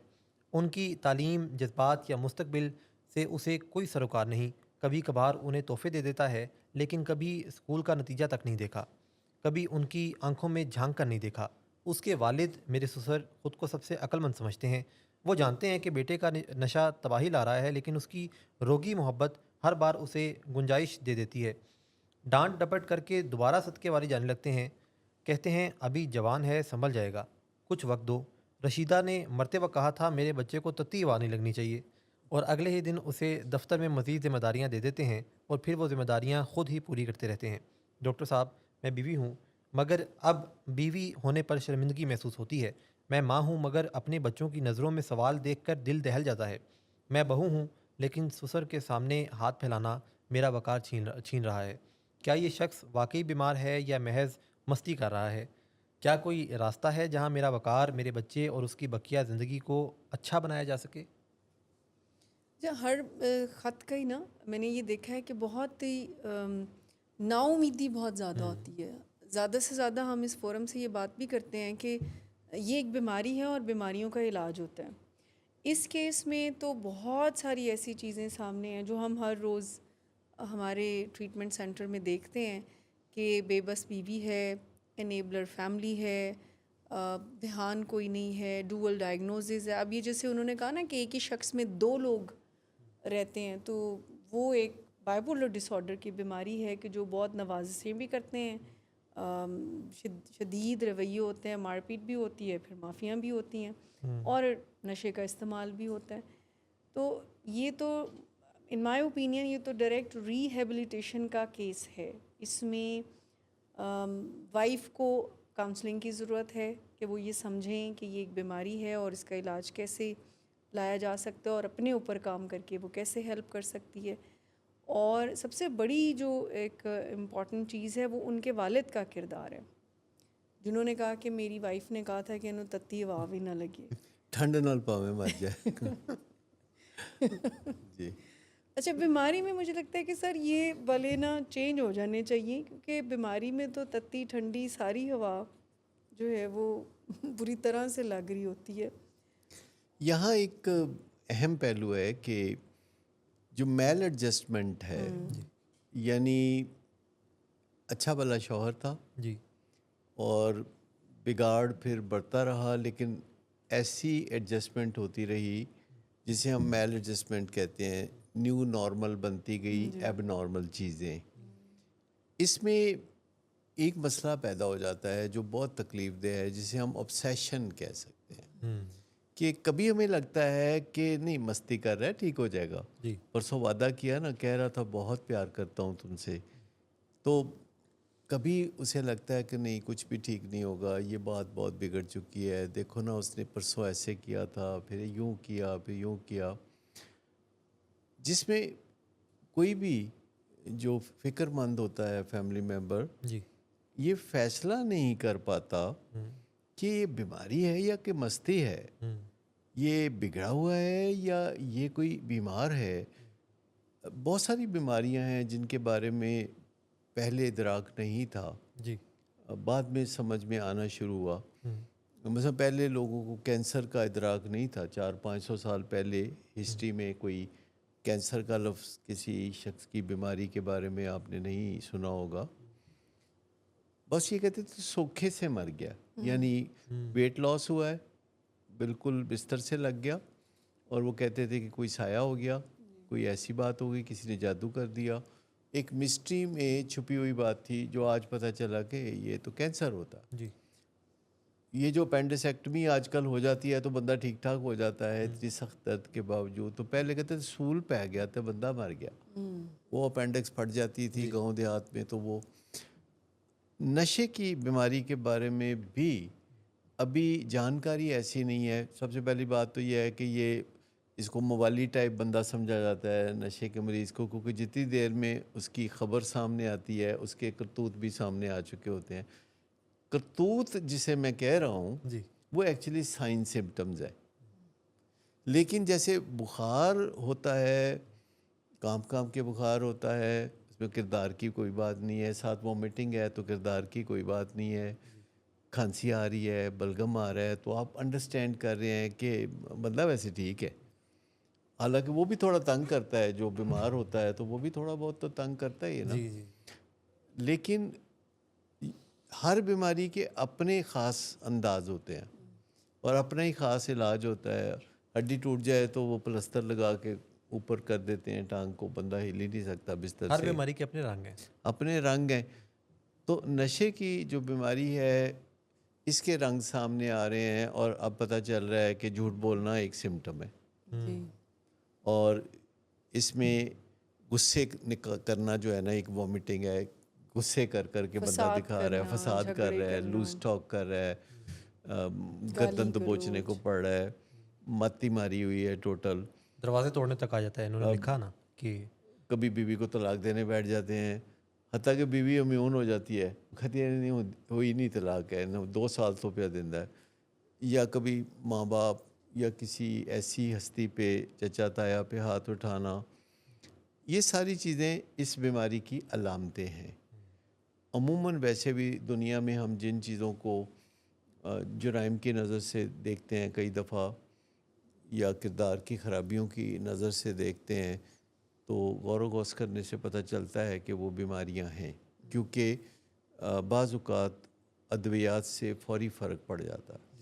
جی جیسے غصہ ایک کردار کی خرابی سمجھا جاتا ہے، لیکن کوئی بندہ کتنے بھی غصے میں ہو اور کسی کو قتل کرنے پہ تلا ہوا ہو تو ایک گولی اس کو ٹھنڈا ٹھار کر سکتی ہے، اور وہ پریشان ہو سکتا ہے کہ میں کیا سوچ رہا تھا. تو پرت کھل رہے ہیں، صفحے پلٹے جا رہے ہیں. ہم اس وقت تاریخ کے دائرے میں ایک بڑے خوبصورت مقام پہ ہیں 21ویں صدی پہ، جہاں کریکٹ انفارمیشن جو ہے اس تک رسائی بہت آسان، بہت سستی اور بہت کوئک ہے. تو اس کا ادراک ہونا ضروری ہے، اس سے فائدہ اٹھانا ضروری ہے. اس لحاظ سے اگر دیکھا جائے تو یہ جو ہے نا بالکل فٹ کیس ہے جو کہ اکثر دیکھنے میں آتا ہے. یہ ہمارا ایک ٹپیکل ٹپکل پیشنٹ آپ یعنی سمجھ روزمرہ لیں. آپ کہہ لیں یہ کہ ہمارا ہر دوسرا تیسرا مریض ہے جو ڈوئل ڈائگنوسس کے ساتھ آ رہا ہے، بائیپولر ڈس آرڈر ہے، کہ کہتے ہیں یار اب پہلے تو نہیں ہوتا تھا کہیں بائیپولر، اب یہ کہاں سے آ گیا. تو پہلے تو بلڈ پریشر کا بھی لوگوں کو پتہ نہیں تھا، پہلے تو ڈائبٹیز کا بھی لوگوں کو پتہ نہیں تھا. تو ابھی بھی دیہاتوں میں کئی لوگ کہتے ہیں ایسے ہی شوگر دی کوئی بیماری نہیں ہوتی، اگر شوگر ہوئے تو اور میٹھا کھا لینا چاہیے تاکہ پوری ہو جائے. تو لوگوں کی سادگی ہے کہ لوگ ایسے سوچتے ہیں. تو بیماری کا پہلو جو ہے وہ سمجھنا ضروری ہے، گہرائی میں سمجھنا ضروری ہے کہ یہ ایک بیماری ہے جو کہ نفسیات سے نہیں شروع ہوتی. یہ جسمانی بیماری ہے، جسم میں اس کا آغاز ہوتا ہے، پیچھے جینز ہوتی ہیں، اور جسم میں اس کا آغاز ہوتا ہے. بعد ازاں نفسیات بھی متاثر ہوتی ہے، بعد ازاں تو کل کائنات متاثر ہوتی ہے. بعد ازاں تو پھر کل کائنات متاثر ہو جاتی ہے. یعنی اس میں سمجھنے والی بات یہ ہے کہ یہ بیماری ہے جو جسمانی بیماری ہے، جس سے پھر کسی کی نفسیات تباہ ہوتی ہے، تعلقات، یعنی ایز اے کانسیکوینس بعض اوقات یہ لگتا ہے کہ یہ کردار اس کا خراب ہے، یہ برے لوگوں کی صحبت میں آ گیا ہے. نشے کی بیماری کی علامات ہی ایسی ہیں جو کہ کسی کے کردار کو بالکل ایسے پریزنٹ کرتی ہیں کہ جھوٹا، فریبی، فسادی، کرمنل، بے راہروی کی طرف، یہ اس بیماری کی علامات ہیں اور کانسیکوینس کے طور پر اس کی زندگی لیکن میں آتی ہیں. جو نشے کی بیماری کا آغاز ہے یہ جسم میں ہوتا ہے، اس کے 4 پہلو ہیں. دماغ میں شروع ہوتا ہے، وہ بھی جسم کا حصہ ہے دماغ. ایک ڈوپامین نام کا کیمیکل ہے جو ریلیز ہوتا ہے جس سے کہ مزے کا تاثر پیدا ہوتا ہے. وہاں تبدیلیاں آتی ہیں دماغ کے مختلف سینٹرز میں، مزہ آنے سے لت لگتی ہے. جیسے آپ اگر چاکلیٹ کھاتے ہیں مزہ آتا ہے تو اگلے دن خود بخود یاد آتا ہے چاکلیٹ. جیسے ڈائبٹیز میں مٹھائیاں بڑی یاد آتی ہیں، جتنا ڈاکٹر منع کرتا ہے اتنی مٹھائیاں یاد آتی ہیں، کیونکہ لاشعور میں سینکڑوں تجربات مٹھائیوں کے پڑے ہوتے ہیں جو کہ یاد دلاتے رہتے ہیں کہ یہ مزیدار چیز ہے.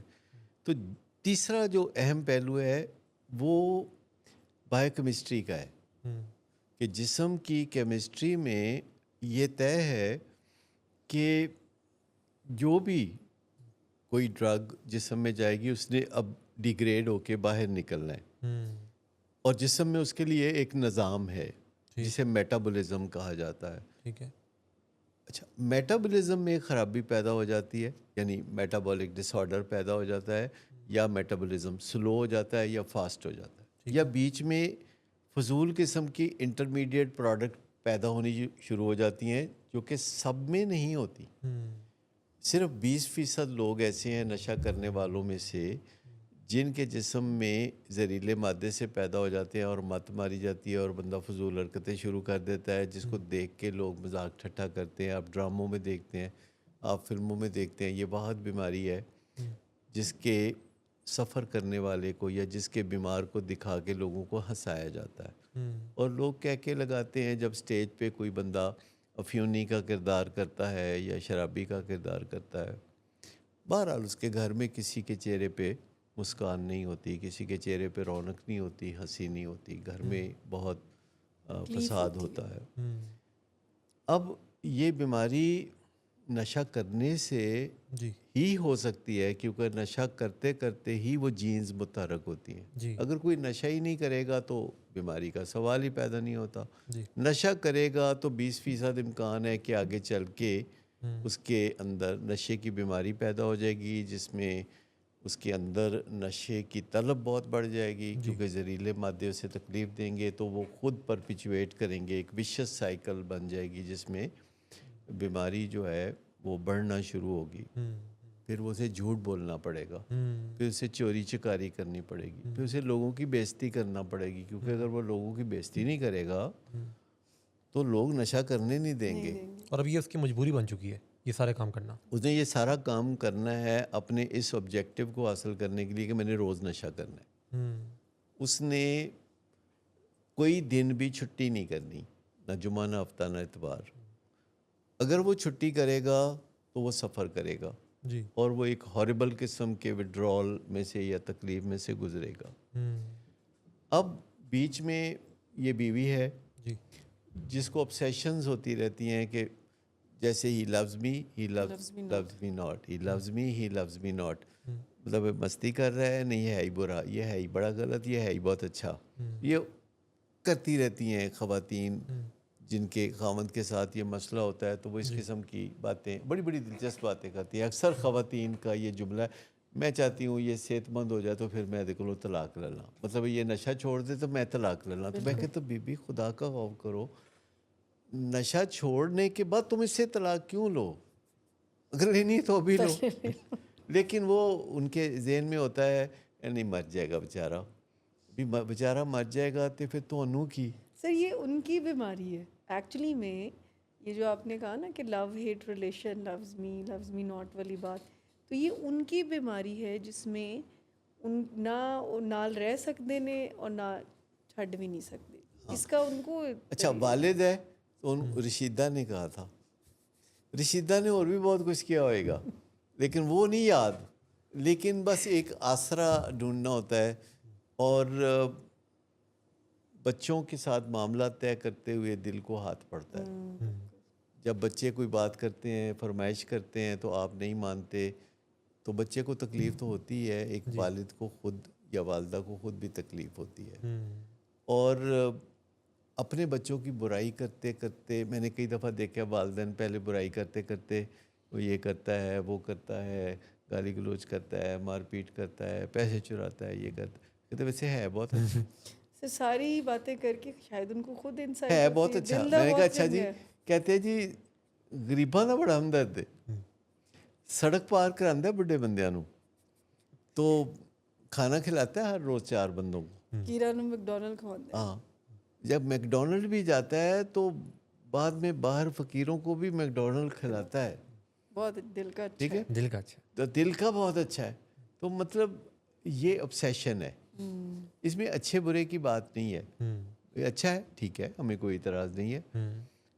علامتیں ہیں, ان کے اوپر نظر رکھیں, اس کے مطابق دیکھیں گے کہ بیماری ہے, اس کے مطابق دیکھیں گے کہ علاج کیسا چاہیے. اور یہ ایک پرائمری کرونک پروگریسو النس ہے جس کا علاج جاری رہتا ہے, جیسے ڈائبٹیز کا علاج جاری رہتا ہے, جیسے بلڈ پریشر کا علاج جاری رہتا ہے. اس میں کوئی ون ٹائم ریہیب میں اگر کوئی بھیجنا چاہتے ہیں تو رہنے دو, مطلب اگر آپ سمجھتے ہیں کہ چلو ایک دفعہ یہ جوا کھیل لیتے ہیں تو پھر یہ ایسے ہی ہے کہ ایک دفعہ جیسے لاٹری کا ٹکٹ خرید لیا. اصل بات یہ نہیں ہے. یہ ایک علاج ہے جو شروع ہوتا ہے اور جاری رہتا ہے. اس کا مطلب یہ نہیں کہ وہ نشہ جاری رکھتا ہے.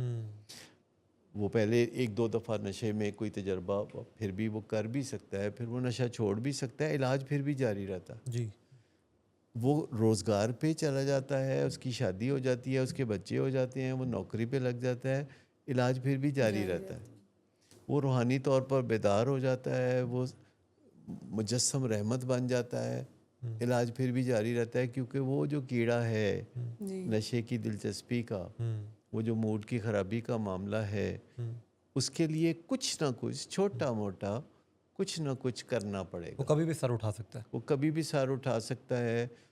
اس میں عام طور پر جو آخری قدم ہوتا ہے وہ یہ تھا 12واں قدم جس کو ہم کہتے ہیں کہ جب کوئی روحانی طور پر بیدار ہو جاتا ہے اور اس کی نشے کی طلب کھو جاتی ہے تو پھر وہ ان لوگوں کی طرف بڑھتا ہے کہ جو ابھی بھی سفر کر رہے ہیں. جی. اور اہل خانہ جو برہمن بن کے اپنے مریض کا علاج کرانا چاہتے ہیں اس کا بھی کوئی فائدہ نہیں. فرق صرف یہ ہے کہ ان کا جو پیارا ہے وہ نشہ کرنے والا نشئی ہے اور خود گھر والے جو ہیں وہ نشہ نہ کرنے والے نشئی ہیں.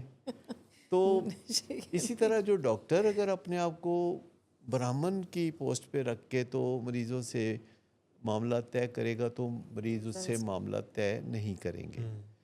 مریض اس وقت اس سے معاملات طے کریں گے جب ڈاکٹر صاحب اتر کے نیچے آئیں گے, پہلی منزل پہ آئیں گے اور آنکھوں میں آنکھیں ڈال کے جو بات کریں گے کہ بریک لے لو, صحیح صدقے دل سے بات کریں گے. پیشنٹ کو پتہ ہونا چاہیے کہ ڈاکٹر صاحب اپنے آپ کو سپیریئر نہیں سمجھ رہے, مجھے سپیریئر سمجھ رہے ہیں. میں کئی دفعہ مریضوں کو یہ بات سمجھاتا ہوں کہ دیکھیں آپ سپیریئر ہیں, میں نہیں, کیونکہ آپ کلائنٹ ہیں. کہتے ہیں ہم نے یہ تو سنا تھا کہ کلائنٹ از آلویز رائٹ, کبھی یہ نہیں سنا تھا کہ کلائنٹ از آلویز سپیریئر. میں نے کہا دیکھیں جگہ جگہ کی بات ہے. یہ بات کہ کلائنٹ از آلویز رائٹ ٹھیک ہو ہی نہیں سکتی. کلائنٹ کیسے ہر وقت ٹھیک ہو سکتا ہے, but client is always superior. کیونکہ اگر وہ فیصلہ کر لیتا ہے کہ وہ آپ کے پاس نہیں آئے گا تو پھر آپ کہیں کے نہیں رہے. آپ کتنے بھی قابل ہوں, آپ کے پاس سونا ہو بیچنے کے لیے, اگر کوئی خریدنے نہیں آتا تو وہ کوڑے کا ڈھیر ہے, اس کا کوئی مطلب نہیں. لہٰذا کلائنٹ جو ہے نا وہ سپیریئر ہے. تو ایک بات, but he is not always right. تو جب آپ یہ سودا کرتے ہیں اپنے پیشنٹ سے کہ دیکھو بھائی تم سپیریئر ہو, میں مانتا ہوں, لیکن تم اس معاملے میں یہ جو تم بات کر رہے ہو یہ صحیح نہیں ہے. صحیح بات یہ ہے, تم کہتے ہو کہ میں نشے کے مقابلے میں بڑا پاورفل ہوں, بے بس نہیں ہوں, میں تو جب چاہوں چھوڑ سکتا ہوں, تو یہ بات غلط ہے. تم کہتے ہو کہ میری زندگی کو تو کوئی برا اثر نہیں ہوا نشے سے, میں تو بڑا مرسیڈیز گاڑی پہ پھرتا ہوں, تو ہم کہتے ہیں نہیں, تمہاری زندگی جو ہے غیر منظم ہے, برباد ہے. لیکن یہ باتیں کرنا تو مشکل نہیں کافی. لیکن جب آپ سے کہہ دیتے ہیں نا کہ تم سپیریئر ہو, جو کہ وہ واقعی ہے, کیونکہ وہ اپر ہینڈ پہ ہے نا, اور وہ آپ کو چنتا ہے, اس کے گھر والے آپ کو چنتے ہیں, تو یہ بات جو ہے اختیار ان کا ہے. لیکن جب وہ آپ کو چن لیتے ہیں تو اختیار اب آپ کا ہے, وہ آپ کو دیتے ہیں اختیار. والدین کئی دفعہ مجھے بڑی ایک عجیب و غریب سی بات کرتے ہیں جس سے آپ ان کی تمنا کو سمجھ سکتے ہیں, جو کہ بڑی کامن سی بات ہے جو والدین میں ساتھ کہتے ہیں ڈاکٹر صاحب تسی انو اپنا پتر بنا لو. اچھا تو میں کہتا ہوں ہاں بنا لیتے ہیں. تو جب صحیح ہو جاتا ہے, جب صحیح ہو جاتا ہے نا تو پھر نظر نہیں ملاتے. مطلب پھر میں کہتا ہوں تو میرا پتر سی. تو پھر کئی دفعہ جب کام نکل جاتا ہے تو پھر بندے کہتے ہیں کہ وہ تو ہم نے ایسے ہی کہا تھا, کیونکہ کوئی اپنا بچہ کسی کو نہیں دیتا. یہ آپ یاد رکھیے, یہ دینے لینے والی چیز نہیں ہے. یہ تو بھی میرے سامنے کچھ عرصہ پہلے ہوا کہ ایک والدہ نے ڈاکٹر صاحب کو کہا کہ ٹھیک ہے اینو پھر تسی اڈاپٹ کر لو, تواڈے نال رہے تے صحیح ہے. لیکن یہ ان کے پیار کی انتہا ہوتی ہے کہ وہ اپنے بچے کو کہتے ہیں بس نشہ چھوڑ دے ڈاکٹر صاحب, تسی لے لو, یعنی ایٹ اینی کاسٹ وہ ان کو بچانا چاہتے ہیں. لیکن میں کئی دفعہ دیکھتا ہوں پیشنٹ آ کے کہتے ہیں جو کہ بڑا کامن سا فیچر، ڈاکٹر صاحب مجھے آپ اپنا دوست بنا لیں. جی. اچھا جب بھی کوئی پیشنٹ کہتا ہے تو میں کہتا ہے اس نے پارٹی بدل گئی، یہ بندہ اب ٹھیک ہو جائے گا، کیونکہ یہ سائن ہے کہ اگر کوئی مجھے آ کے کہتا ہے ڈاکٹر صاحب مجھے آپ اپنا دوست بنا لیں، تو بولتا ہاں کیوں نہیں. یعنی ان کے ذہن میں ہوتا ہے کہ میں ان کو اپنا دوست کیسے بنا سکتا ہوں. اگر کوئی معالج اپنے کسی مریض کو دوست نہیں بنا سکتا تو اس کا علاج کیسے کر سکتا ہے؟ وہ ہرگز اس کا علاج نہیں کر سکتا. کیونکہ اتفاق سے جس پہلے مریض کا میں نے علاج کیا تھا وہ میرے بچپن کا دوست تھا، تو میرا ایک نیچرل پرسیپشن ہے، ورنہ یہ پرسیپشن بناتے ہوئے بڑی دیر لگتی ہے، مشکل لگتی ہے، کیونکہ ہم سب اپنی اپنی جگہ بڑے گرینڈیوز ہوتے ہیں، ہم اپنی اپنی رانا صاحب ہوتے ہیں، ہم مطلب ہماری بھی بڑی ٹیں ہوتی ہے. لیکن میں آپ کو بتاؤں کہ خوش قسمت ہے وہ جو ہمبل ہے، کیونکہ اس کو زور نہیں لگانا پڑتا، وہ بہت زندگی کو انجوائے کرتا ہے، جو ممتاز ہونے کے خبت میں نہیں ہوتا. تو یہ جو مسئلہ ہے یہ بڑا ٹپیکل کیس ہے جس میں دو بڑے اہم رکن ہیں فیملی کے جو بہت دکھی بھی ہیں. مطلب بعض اوقات فیملی والے آ کے کہتے ہیں کہ جی بچہ یہ کرتا ہے، یہ کرتا ہے، وہ کرتا ہے. میں کہ کردا ہے تو تسی آئے ہو نا، تسی کیڑا پہلے آئے ہو، تسی بر وقت نہیں آئے، آپ اب آئے ہیں کہ جب وہ یہ سب کرتا ہے. لیکن یاد رکھیے کہ یہ تکلیف چند دن میں دور ہو جائے گی، پھر آپ ڈی موٹیویٹڈ ہو جائیں گے.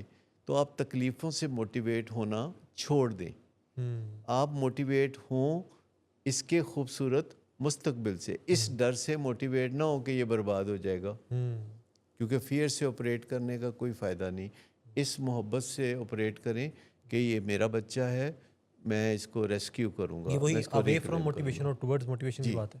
میں اس کو ریکلیم کروں گا، اور جب تک میری سانس ہے میں اپنی کنٹریبیوشن جاری رکھوں گا. میں روگی نہیں بنوں گا، میں ایک ڈیٹیچڈ اٹیچمنٹ میں رہوں گا کہ جب اس کو میری ضرورت ہوگی میں آگے بڑھوں گا، جب اس کو میری ضرورت نہیں ہوگی تو میں پیچھے اپنی زندگی کے دائرے میں آ جاؤں گا، اپنی حد کے اندر آ جاؤں گا.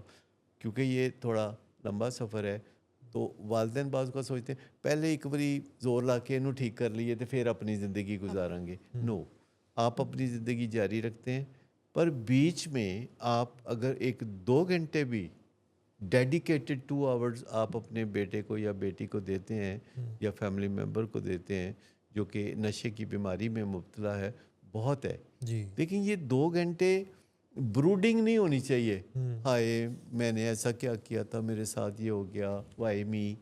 یہ ساری باتیں جو ہیں یہ بعد میں کر لیں.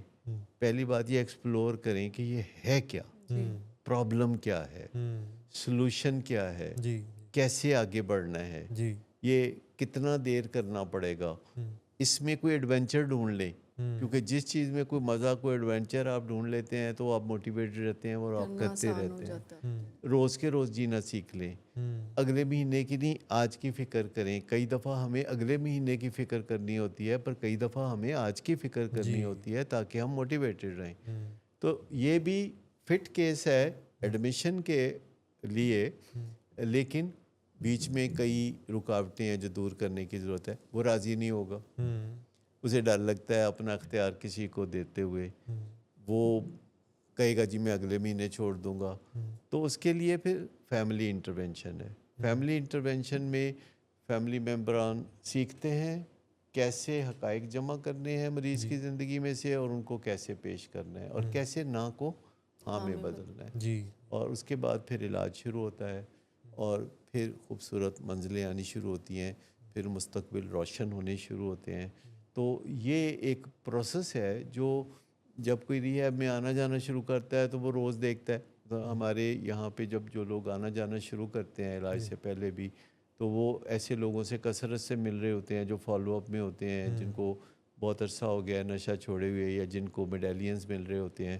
تو وہ یہ ساری چیزیں جب دیکھتے ہیں تو سینگ از بلیونگ. اور جب کوئی آ کے بندہ کسی کو یہ کہتا ہے نا دیکھو میں نے کیا ہے تم بھی کر سکتے ہو، تو اس سے بڑی دلیل اور کوئی نہیں ہوتی. تو ان کو بھی یہی چاہیے، انٹرونشن کرنی ہے، فیملی انٹرونشن کرنی ہے، گہرائی میں چیزوں کو سمجھنا ہے، کنارے پہ بیٹھ کے بات نہیں کرنی، دریا میں اترنا ہے. بالکل ٹھیک. خط نمبر 4 جو ہے، جو کہ ایک بیٹے نے لکھا اپنی والدہ کی بیماری کے حوالے سے، اس کے اوپر بات کریں گے اس وقفے کے بعد۔ 321 کی آواز آئی، خط نمبر 4 آیا اور ہم آگے واپس۔ محترم ڈاکٹر صاحب، میں ایک بیٹا ہوں اور شاید دنیا کا سب سے بے بس بیٹا۔ میری ماں، وہ ماں جس نے مجھے گود میں کھلایا، انگلی پکڑ کر چلنا سکھایا، آج ایک ایسی حالت میں پہنچ چکی ہیں جہاں وہ خود کو پہچاننے کے قابل بھی نہیں رہیں، اور ہم ان کے اپنے بچے خاموش تماشائی بنے ہوئے ہیں۔ امی کو ٹرینکولائزرز کی شدید لت لگ چکی ہے، پہلے ایک آدھ گولی، پھر 2، پھر آدھا پتہ، اور اب تو یوں لگتا ہے جیسے گولیاں چنے کی طرح چباتی ہیں۔ ایک بار زبردستی روک دیا تو چند ہی گھنٹوں میں انہیں مرگی جیسے دورے پڑنے لگے۔ ہم گھبرا کر ہسپتال لے گئے، چند دن میں بھلی چنگی ہو گئیں، لیکن وہ واپس پھر اسی لت میں چلی گئیں۔ ان کا جسم موٹاپے سے بوجھل ہو چکا ہے، بلڈ پریشر کی مریضہ ہیں لیکن دوائی نہیں کھاتی، اکثر دوائی منہ میں رکھ دیں تو چپکے سے اگل دیتی ہیں۔ ہم سمجھتے ہیں کہ شاید وہ جینا ہی نہیں چاہتیں۔ اب تو باتوں میں بھی تلخی آ چکی ہے۔ ماں جو کبھی ادب کی تصویر ہوتی تھی، اب گندی گالیاں دیتی ہیں، کبھی ہمیں، کبھی نوکروں کو، اور کبھی اپنے ہی سائے کو برا بھلا کہتی رہتی ہیں۔ مزے کی بات یہ ہے کہ امی نے کنیڈ کالج سے انگلش میں ماسٹرز کیا ہوا ہے، وہ کبھی یونیورسٹی کی ٹاپ اسٹوڈنٹ رہی ہیں، لیکن آج ان کی گفتگو سے جہالت ٹپکتی ہے۔ باتوں میں تسلسل نہیں، آواز میں جھلاہٹ اور لہجے میں اجنبیت ہے، جیسے وہ کوئی اور ہو گئی ہوں۔ بہن بھائی سب یہی کہتے ہیں کہ امی دکھی ہیں، ابا کے جانے کا غم ہے، وقت کے ساتھ بہتر ہو جائیں گی، لیکن ڈاکٹر صاحب وقت تو صرف زخم بڑھا رہا ہے۔ ابا کی یاد میں ماں نے خود کو کھو دیا ہے، اور ہم سب نے اپنی ماں گنوا دی ہے۔ سب بہن بھائی اپنی اپنی زندگی میں مگن ہیں، الٹا سب مجھے کہتے ہیں کہ تمہیں کیا تکلیف ہے، اپنی زندگی جیو۔ مجھے بہت احساس گناہ ہوتا ہے، انہوں نے ہمارے لیے بہت قربانیاں دی تھیں، میں ان کو اس طرح ذلیل و خوار ہو کر مرتے نہیں دیکھ سکتا۔ کیا اب بھی کچھ ہو سکتا ہے؟ کیا ماں واپس آ سکتی ہیں، یا اب ہمیں بس خاموشی سے ان کا خاتمہ دیکھنا ہوگا؟ اتنی تکلیف دہ آئی مسٹ سے دیٹ اسٹوری ہے کہ یہ بچوں کے بارے میں تو پیرنٹس کہہ دیتے ہیں کہ ان کا علاج کریں، والدین کے بارے میں یہ بہت، جیسے خط میں بھی انہوں نے کہا کہ اٹس ویری کنوینئنٹ کہ وہ دکھی ہیں، اور اگر ان کا اپنا ایک وے آؤٹ ہے تو it should be carried out. لیکن بیماری نہ کوئی ایج دیکھ رہی ہوتی ہے، نہ کوئی اسٹیٹس دیکھ رہی ہوتی ہے، وہ اپنی علامتوں سے پہچانی جاتی ہے۔ اب یہ ایجوکیٹڈ خاتون، اب آپ چاہے جو جتنے بھی کیسز ہم نے ڈسکس کیے ہیں اس میں جو بھی بیک گراؤنڈ ہے، بیماری کی مینیفیسٹیشن سیم ہے، فساد، گالی گلوچ، گھر کا سکون برباد۔ ایک اچھا خاصا پڑھا لکھا ایجوکیٹڈ ہائیلی یعنی اچھے اسٹیٹس کا بندہ جو ہے وہ بربادی کے دہانوں تک پہنچ جاتا ہے۔ لیکن یہ بڑی افسوسناک بات ہے کہ پیرنٹس کے بارے میں بچوں کا وہ دھیان نہیں ہوتا جو بچوں کے بارے میں پیرنٹس کا ہوتا ہے، یعنی وہ ایٹ اینی کاسٹ اپنے بچوں کو بچانا چاہتے ہیں، لیکن بچوں کا رجحان یہ ہوتا ہے کہ ٹھیک ہے اب اٹس اینڈنگ، تو کوئی بات نہیں، اپنی زندگی اگر ان کو ایسے گزارنی ہے تو دے کین۔ لیکن علاج ڈیفینیٹلی اس کا بھی ہے، ڈیفینیٹلی وہ اپنی زندگی کی طرف واپس آ سکتی ہیں۔ طریقہ علاج اگین سمجھنے کی ضرورت ہے کہ اس میں فیملیز کو اپنا رول پلے کرنا ہوتا ہے، اور سب سے پہلے فیملی کو خود فریبی سے باہر آنا ہوتا ہے، جو ایک تسلی انہوں نے اپنے آپ کو دی ہے وہ اس پہ کام کرنا ہوتا ہے۔ اس میں جو بنیادی نقطہ سمجھنے کا ہے وہ یہ ہے کہ روایتی طور پر والدین کے پاس ایک بڑا اختیار ہے یا ایجنڈا ہے کہ اولاد کو سیدھے رستے پہ لگانا ہے، یا علاج میں ڈالنا ہے، یا اسکول کالج بھیجنا ہے۔ والدین کان مروڑ کے بھی ایسا کر لیا کرتے تھے، مار پٹائی کر کے بھی ایسا کر لیا کرتے تھے، تو کچھ ان کو اس کی اجازت ہے، سو کالڈ اجازت ہے۔ اچھا، کسی بندے کو بھی جب آپ بدلنا چاہتے ہیں تو تاریخی طور پر یہ ہے کہ کھچ تو روتے ہوئے گی، جبکہ آج کے زمانے میں اس کی کوئی ضرورت نہیں ہے۔ لہذا جب اولاد کے اوپر یہ کوئی وقت آتا ہے کہ وہ والدین کو کسی رستے سے نکالیں اور سیدھے رستے پہ ڈالیں، یا بیماری کے علاج کی بات کریں، والدین کو تو دل کا دورہ بھی پڑے تو وہ کہتے ہیں کہ میں نہیں جانا ہسپتال، میں پتر کچھ ٹھیک ہو لاتے پھر جاواں گا، ٹھیک پہلے ہوں گا تو پھر جاواں گا۔ ڈائبٹیز کا علاج بھی 5-5 سال ڈیلے کر دیتے ہیں، والدین بھی بڑی ایک چیز ہوتے ہیں، جی مطلب ہے کہ وہ اپنی بھی اڑی کرتے ہیں۔ جی اور یہ کچھ ہسٹوریکل متھ ہے، ایک غلط فہمی ہے جس میں ہم سب پھنسے ہوئے ہیں. ایک مثال کے طور پر ہمیں اپنے والدین کی غلط باتوں کو بھی صحیح کہنا ہے, ہمیں ان کی تعریفوں کے پل باندھنے ہیں ان باتوں پہ جو کہ ایکچولی قابل تعریف باتیں نہیں ہیں. ہمیں آباء و اجداد کے بارے میں بھی کہنا ہے کہ وہ بڑے زبردست تھے, آباء و اجداد تحریک پاکستان میں قائد اعظم کے ساتھی تھے. ہم ایویں مطلب کچھ نہ کچھ ایسی بات کر چھوڑنا ہے کہ جس سے ان کی شان اور قصیدے بڑھیں. تاریخ میں بھی بے پناہ احترام یہ ڈالا ہوتا ہے ان چیزوں کے اندر کہ جو حقیقت کا کوئی درجہ نہیں رکھتی. کوئی غلط کام بھی ہے تو اس کو باتوں سے ایسا پلٹا کے صحیح خوبصورت بنا کے پیش کرنا ہے کہ لگے کہ بہت بڑی بات ہے. سب سے تو پہلے یہ جو myth آف رسپیکٹ ہے جی فار دی ایلڈرز یا آباء و اجداد کے لیے, اس کے اوپر ہمیں نظر ثانی کی ضرورت ہوگی. اس کے دھاگے سیدھے کرنے ہوں گے, یہ الجھے ہوئے دھاگے ہیں. ہمیں اس سے بڑا فرق پڑتا ہے کیونکہ اگر ہم اپنے آباء و اجداد کے حوالے سے بات کرتے ہوئے یا مقدس ہستیوں کے بارے میں بات کرتے ہوئے انہیں ایلیبائی فراہم کرتے ہیں, انہیں بہانے فراہم کرتے ہیں کہ وہ ٹھیک کیتا سی وہ دی ہے وجہ سی, تو اس سے کوئی معصومیت نہیں بنتی. جب ہم ایسی باتیں کرتے ہیں تو ہمارا دماغ سن رہا ہوتا ہے, ہم جو کچھ بھی بولتے ہیں اور برین از لسننگ, اور وہ سنجیدہ لے رہا ہوتا ہے ان باتوں کو. وہ سمجھتا ہے ٹھیک کہہ رہا ہے بندہ, اپنا ہی بندہ ہے نا, کہہ رہا ہے تو ٹھیک کہہ رہا ہے. تو وہ پھر ہمارے عمل میں آنا شروع ہو جاتا ہے. جب ہم اپنے آباء و اجداد کی برائیوں کو شوگر کوٹ کر رہے ہوتے ہیں, اچھائیوں میں بدل رہے ہوتے ہیں, اچھائیوں میں بدل رہے ہوتے ہیں, تو ہمارا دماغ سن رہا ہوتا ہے, تو وہ سمجھتا ہے کہ ہم اس راستے پہ جانا چاہتے ہیں اور وہ پھر ہمیں پش کر کے اس راستے پہ چلاتا ہے. جی دیکھو, you have to call speed speed, کہ جو چیز بھی ہے اس کو اس کے اصل رنگ میں آپ بیان کر دیں. لگی لپٹی نہ لگائیں. اللہ نے بھی کہا ہے کہ سیدھی بات کرو, لگی لپٹی نہ لگاؤ. تو اللہ نے کہہ دیا تو پھر تو دو رائے کوئی نہیں ہے. تو سمپل سی بات یہ ہے کہ جب ہم کسی گمراہی کو شوگر کوٹ کرتے ہیں, ڈپلومیٹک زبان استعمال کرتے ہیں, اچھا رنگ دیتے ہیں, تو اس سے آگے نسلوں کا کام خراب ہو جاتا ہے. آگے روایتیں جو پیچھے چلی آ رہی ہیں وہ آگے چلی جاتی ہیں, تو پھر بہت کام خراب ہوتا ہے. یہاں بھی مسئلہ یہی ہے کہ ایک بیٹا ہے جو کہ خود فریبی کے جال سے باہر اور دیکھ رہا ہے کہ اماں کے حالات اچھے نہیں ہیں. جی دوسرے بچے جو ہیں وہ کہتے ہیں موج کرن دو, ہاں جی, کیا فرق پڑتا ہے. کنے کو دن گھروں رہ میں گئے جگہ ہیں. جگہ بزرگ ہیں جو اس طرح کی صورتحال سے دوچار ہیں, untreated bipolar disorder, schizophrenia, untreated panic attacks, untreated O C Ds. گھروں میں زندگی جو ہے وہ خراب کر کے رکھی ہوتی ہے ان بیماریوں نے سب کی, لیکن ہم تکلیف سے دوستی جوڑ لیتے ہیں. جی ہم تکلیف میں اپنی ٹالرنس کو اوپر لے آتے ہیں. ہم کہتے ہیں ضرور کچھ وقت کے ساتھ حل نکل آئے گا خود بخود. ہم سمجھتے ہیں کہ کوئی معجزہ ہو جائے گا. جی معجزے ہوتے ہیں, ہماری مرضی سے نہیں ہوتے. لہذا معجزوں کے انتظار میں آپ کوششیں نہیں ختم, آرام سے نہیں بیٹھتے, آپ اپنا کام کرتے ہیں. آپ بیج بوتے رہتے ہیں, آپ کھاد ڈالتے رہتے ہیں, پانی دیتے رہتے ہیں, آپ پانی دیتے رہتے ہیں, آپ بندوبست کرتے رہتے ہیں, پھر دعا کرتے ہیں. اور پھر آپ معجزوں کی توقع رکھتے ہیں, پھر دعا کرتے ہیں. تو یہ ایسے بھی بہت سے مریضوں کا ہم نے علاج کیا ہے. 70 سالہ خاتون, جی یہ مسائل, بائی پولر ڈس آرڈر, بچے شیم کی وجہ سے گھر کی بات باہر نہیں نکال رہے, نہ فادر سے نہ چاکی, یا اس طرح کے بہت سارے معاملات دیکھنے میں آتے ہیں. لیکن شیم سے نکلنا تو ضروری ہوگا, کیونکہ شیم جکڑ کے رکھ دیتی ہے, اور ہر گھر میں ایسے مسائل ہوتے ہیں.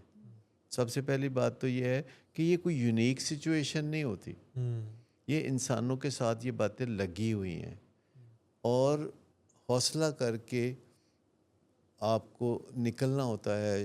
شروع میں اگر آپ کو مشکل پیش آتی ہے تو آپ یوٹیوب پہ چلے جائیں, کوئی ویڈیو دیکھ لیں, گوگل پہ چلے جائیں، کوئی سوال ڈال دیں، اس کا جواب لے لیں، چیٹ جی پی ٹی پہ چلے جائیں، کوئی صلاح مشورہ کر لیں. جی اس کے بعد آپ کو اگر لگے کہ آپ کو کچھ رہنمائی ملی ہے تو پھر آپ جیتے جاگتے کاؤنسلر کے سامنے جا کے بیٹھ جائیں اور وہ آپ کو رہنمائی دیں گے اور معاملات آگے بڑھیں گے. جی یہ جو خط ہے جی خط نمبر 4، 4.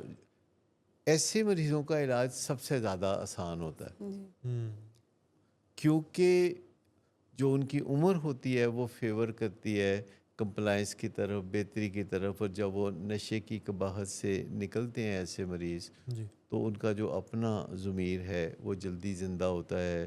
وہ اپنے لیے ایک لائحہ عمل بناتے ہیں اور اپنے بچوں کو دیکھتے ہوئے، خاندان کو دیکھتے ہوئے جی بہتری کے معاملات کی طرف چلے جاتے ہیں. ہوں اگین بات یہ ہوگی کہ کنسنسس پیدا کیا جائے. ٹھیک 4-5 بہن بھائی ہیں، جو خالہ ہیں ان کو بیچ میں ڈالیں، ماموں کو ڈالیں بیچ میں. ٹھیک ہے. چندہ ماموں اسی لیے ہوتے ہیں کہ ان کو آپ جب چاہیں پکار چاہے سکیں. دور کے ہیں لیکن ہاں لیکن کرنا چاہیے. تو بہت آسانی سے ہو جی سکتا ہے، یہ کوئی خاص مسئلہ نہیں ہے. بلکہ ایڈکشن آج کل ایسا کوئی خاص مسئلہ مسئلہ ہے نہیں. ہے بالکل. سن 2025 میں جی رہے ہیں آپ. جی مجھے اچھی طرح یاد ہے جب 50 سال پہلے میں نے ابتدا کی تھی اپنے اس پروجیکٹ کی، تو اس وقت سائنس اتنی روشن نہیں تھی، واضح نہیں تھی. اس وقت بہت ساری ریسرچز آئی نہیں تھیں، بہت سارے معاملات جو تھے ان کا حل سمجھ میں نہیں آتا تھا. اس بندے کو مدد کیسے دیں جو مدد نہیں چاہتا. اب یہ سب چیزیں بڑی آسانی سے ہو رہی ہیں دنیا میں، اور اگر آپ انٹرنیٹ پہ تلاش کریں تو آپ کو امید کے بہت سے چراغ قطار اندر قطار جلتے نظر آئیں. ٹریٹمنٹ ایڈوانسمنٹ اتنی زیادہ ہے کہ حیران کرنے والی ہے. بالکل بہت ہی اویلیبل ٹریٹمنٹس ہیں آپ اس کے. دنیا میں جو بہترین علاج گاہیں ہیں ان کی ویب سائٹس پہ جاتے ہیں، آپ کو ساری صورتحال پتہ چل جاتی ہے، کامیابیوں کی کہانیاں سامنے آ جاتی ہیں. پھر آپ اپنے جو قریبی ریہیب ہے جا کے اس میں وہ خوبیاں دیکھتے ہیں. جو ریہیب آپ کے لیے اوپن نہیں ہے، والدین کے لیے یا فیملیز کے لیے، تو ضرور کوئی دال میں کالا ہے. ریہیب جو ہے ہر بونافائیڈ پرسن کے لیے ایک اوپن پلیس ہے. آنا جانا جب آپ شروع کرتے ہیں تو آپ کو فیملیئرٹی ہوتی ہے. ماحول میں جب آپ آتے ہیں تو آپ دیواروں سے بھی سیکھتے ہیں. تو پہلا مرحلہ کوئی ریہیب کے اندر ایڈمیشن کا نہیں ہوتا. پہلا مرحلہ تو بیماری کو سمجھنا ہے، شناسائی حاصل کرنا ہے، فیملیئرٹی حاصل کرنا ہے. جی پھر آگے شفا کے معاملات خود نئے سانچوں میں ڈھلتے چلے جاتے ہیں. بالکل ٹھیک. مجھے ایسا لگ رہا ہے جیسے ریسیپشنسٹ نہیں ہوتے کسی میڈیکل اس میں، یہ ٹوکن نمبر 4 آئے، ٹوکن نمبر 4 کا کیس ڈسکس ہو گیا، انہوں نے دوائی لے لی، آگے چلے گئے. ٹوکن نمبر 5 جو ہیں ان کی ہم جو خط ہے وہ پڑھیں گے اور اس مسئلے کو ڈسکس کریں گے، لیکن اس بریک کے بعد. واپس آ گئے ہم. 5واں خط. محترم ڈاکٹر صاحب، میں کبھی سوچ بھی نہیں سکتی تھی کہ ایک دن مجھے اپنے والد کے بارے میں اس طرح لکھنا پڑے گا. میرے والد ایک گریڈ 22 کے ریٹائرڈ افسر ہیں. ان کی شخصیت کبھی روبو دبدبہ کی علامت تھی، مگر آج وہ بکھری ہوئی شراب کی بوتلوں، جھکی ہوئی کمر اور تند مزاجی کا مجموعہ بن چکے ہیں. شراب کی لت انہیں افسرانہ دور میں لگی. وہ خود کہتے تھے پاکستان کی بیوروکریسی میں پینا ضروری ہے. سینئر افسران نئے آنے والوں کو خود سکھاتے ہیں اور یہی روایت انہوں نے بھی نبھائی. موج میلہ، پارٹیاں، مہنگے لباس، شاندار گاڑیاں، طاقت، تعلقات اور سٹیٹس سمبل بن گئے. اب بڑھاپے میں تنہائی ہے، شراب ہے، بیماری ہے اور کسی کی بات برداشت نہیں. کچھ دن پہلے بیڈ روم میں گر گئے اور کولہے کی ہڈی ٹوٹ گئی. کئی دن ہسپتال رہے لیکن شراب پھر بھی نہیں چھوڑی. شوگر کے مریض ہیں مگر انسولین لگوانے سے انکار کرتے ہیں. جب ڈاکٹر نے انسولین تجویز کی تو غصے سے کہا تمہیں جرت کیسے ہوئی کہ ایک گریڈ 22 کے افسر کو انسولین تجویز کرو. ان کی انا اب بھی کم نہیں ہوئی، حالانکہ جسم بے جان لگتا ہے. باقی بہن بھائی ہاں میں ہاں ملاتے ہیں، من کی مرادیں پاتے ہیں اور مجھے بھی کہتے ہیں کہ ابا جی کو اپنی مرضی کی زندگی گزارنے دو، بڈھے طوطے نہیں پھٹتے، وہ ایسے ہی خوش ہیں تو ہمیں کیا. مجھے برداشت نہیں کرتے، کہتے ہیں تم یہاں نہ آیا کرو، مجھے تمہاری نصیحتیں نہیں سننی. اور میں سسرال میں شرمندہ ہوتی ہوں، اپنے بچوں کو ان سے چھپاتی ہوں کیونکہ وہ بار بار پوچھتے ہیں نانا جی کو کیا ہوا ہے. دل میں ایک سوال لیے جیتی ہوں، کیا یہ وہی والد ہیں جن پر میں بچپن میں فخر کرتی تھی؟ ان کے ایک پرانے دوست کبھی کبھی ملنے آتے ہیں، فکر مندی سے کہتے ہیں یہ بندہ اپنے ہی بنائے ہوئے جال میں پھنس گیا ہے. ڈاکٹر صاحب، میرا درد صرف ذاتی نہیں، یہ ایک قومی المیہ ہے. ہزاروں افسران ایسے ہی زندگی گزارتے ہیں، شراب اختیار رعونت اور بے مقصدیت، اور پھر ایک دن یوں گرتے ہیں کہ نہ وقار بچتا ہے نہ جسم. کیا انہیں بچایا جا سکتا ہے؟ کیا ایسے ذہنوں میں تبدیلی آ سکتی ہے؟ یا یہ ایک 22 گریڈ کی لاش ہے جو آہستہ آہستہ خود اپنی قبر کھود رہی ہے؟ بتائیے میں کیا کروں؟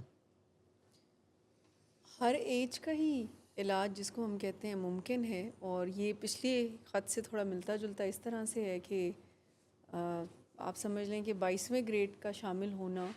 اور انہوں نے ایک بڑی اچھی اور صحیح بات کی کہ صرف ان کے والد کا نہیں، یہ موسٹلی جو ہائی اچیورز ہوتے ہیں اور ان کی زندگی میں ایسے موقع ڈیفینیٹلی آ سکتے ہیں اور آتے ہیں زیادہ تر، اور پھر ان کا اینڈ جو ہے وہ اس طرح سے ہی، کیونکہ بچوں کا خیال ہوتا ہے کہ اب اس ایج میں کیا ہی ان کو ٹھیک کیا جائے، ان کو ان کے حال پہ چھوڑ دیا جائے. اور پھر مزاج میں جو ایک سختی سی ان کی آتی ہے جس کے ڈر کی وجہ سے کوئی انیشیٹو بھی نہیں لیتا. اگین وہی بات ہے کہ جہاں بیماری ہے تو وہاں علاج ہے. آپ طریقہ علاج کو سمجھیں، اور فیملی کا انوالو ہونا ہر لیول اور ہر سٹیج پہ بہت ضروری ہے. جس بھی ایج کا پیشنٹ ہے اس کا فیملی کا انوالومنٹ لازمی ہے، اور آپ ریسکیو کر سکتے ہیں اور اپنی لوڈ ون کو زندگی کی طرف واپس لا سکتے ہیں، لیکن ایک خاص اسٹرکچرڈ طریقہ کار کو اپنا کر. دیکھیں، ہائی اچیور ہونا جو ہے نا، جی. یہ اس درد کو جنم دیتا ہے ہوں. جس کی وجہ سے لوگ نشے کی طرف جاتے ہیں. اکثر جو والدین مجھے بتاتے ہیں کہ ہمارے بچے نے او لیول میں اتنے ایز لیے ہیں یا اے لیول میں یہ کامیابی حاصل کی، اسٹریٹ ایز لیے ہیں، تو میں کہتا ہوں it's not a good news. ہوں. یہ ڈینجر زون میں ہے آپ کا بچہ. آپ خوش ہو رہے ہیں لیکن آپ کو اس کا کوئی دھیان رکھنا پڑے گا، نگہبانی کرنی ہوگی. یہ خطرے کے زون میں ہے، ہوں. کیونکہ جب بھی آپ کوئی ایکسٹرا آرڈنری ایفرٹ کر رہے ہوتے ہیں، ایکسٹرا آرڈنری ٹارگٹ کو پرسو کر رہے ہوتے ہیں، جی. یا آپ کوئی ایسی ذمہ داریاں نبھا رہے ہوتے ہیں، جیسے گریڈ 22 کی بات ہو رہی ہے، ہوں. تو اس میں سے درد جنم لیتا ہے. ہوں. یہ جو پین ہے، یہ جو جسے ہم کبھی کبھی اوریجنل پین کہتے ہیں، جی. جو فالٹی لائف سٹائل سے آتا ہے، جو روایت سے آتا ہے کہ ابھی ہم نے جینا نہیں سیکھا. ہوں. ہم نے بہت ترقی کی ہے، ہم نے ٹیکنالوجی میں ایڈوانسمنٹ کی ہے، ہم نے نئی نئی چیزیں، سہولتیں، مشینیں ایجاد کر لی ہیں، ہوں.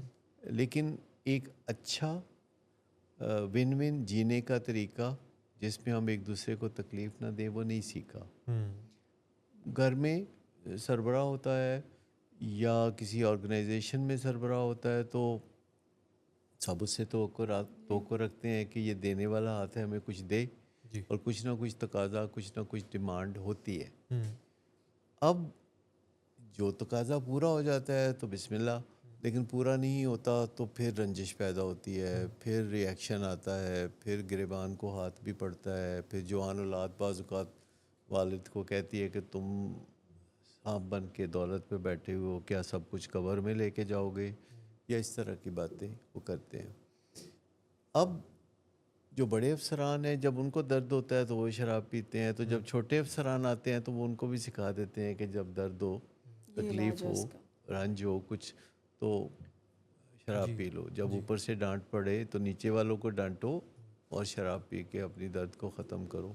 اگر آپ معاشرے میں دیکھیں تو جتنے ہائی اچیورز ہیں، چاہے وہ ڈاکٹرز ہوں، انجینئرز ہوں، یا لائرز، یا پائلٹس، یا جوڈیشری سے تعلق رکھنے والے، یا فورسز سے تعلق رکھنے والے، ان کے اندر یہ معاملہ دیکھنے میں آتا ہے. پاکستان کا نمبر 1 مسئلہ یہ ہے. امریکہ والے مانتے ہیں کہ ان کا نمبر 1 مسئلہ یہ ہے، پاکستان والے مانتے نہیں.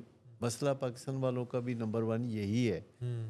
کہ جو بندہ نچلے درجے میں ہے اور الکوہلزم میں ہے اس سے اتنی بربادی نہیں ہوتی، ہوں. اور جو بندہ اوپر کے درجے میں کہیں بیٹھا ہے، جتنا وہ اوپر کی پوسٹ پر بیٹھا ہے تو اس سے اتنی ہی بربادی ہوگی. ہوں.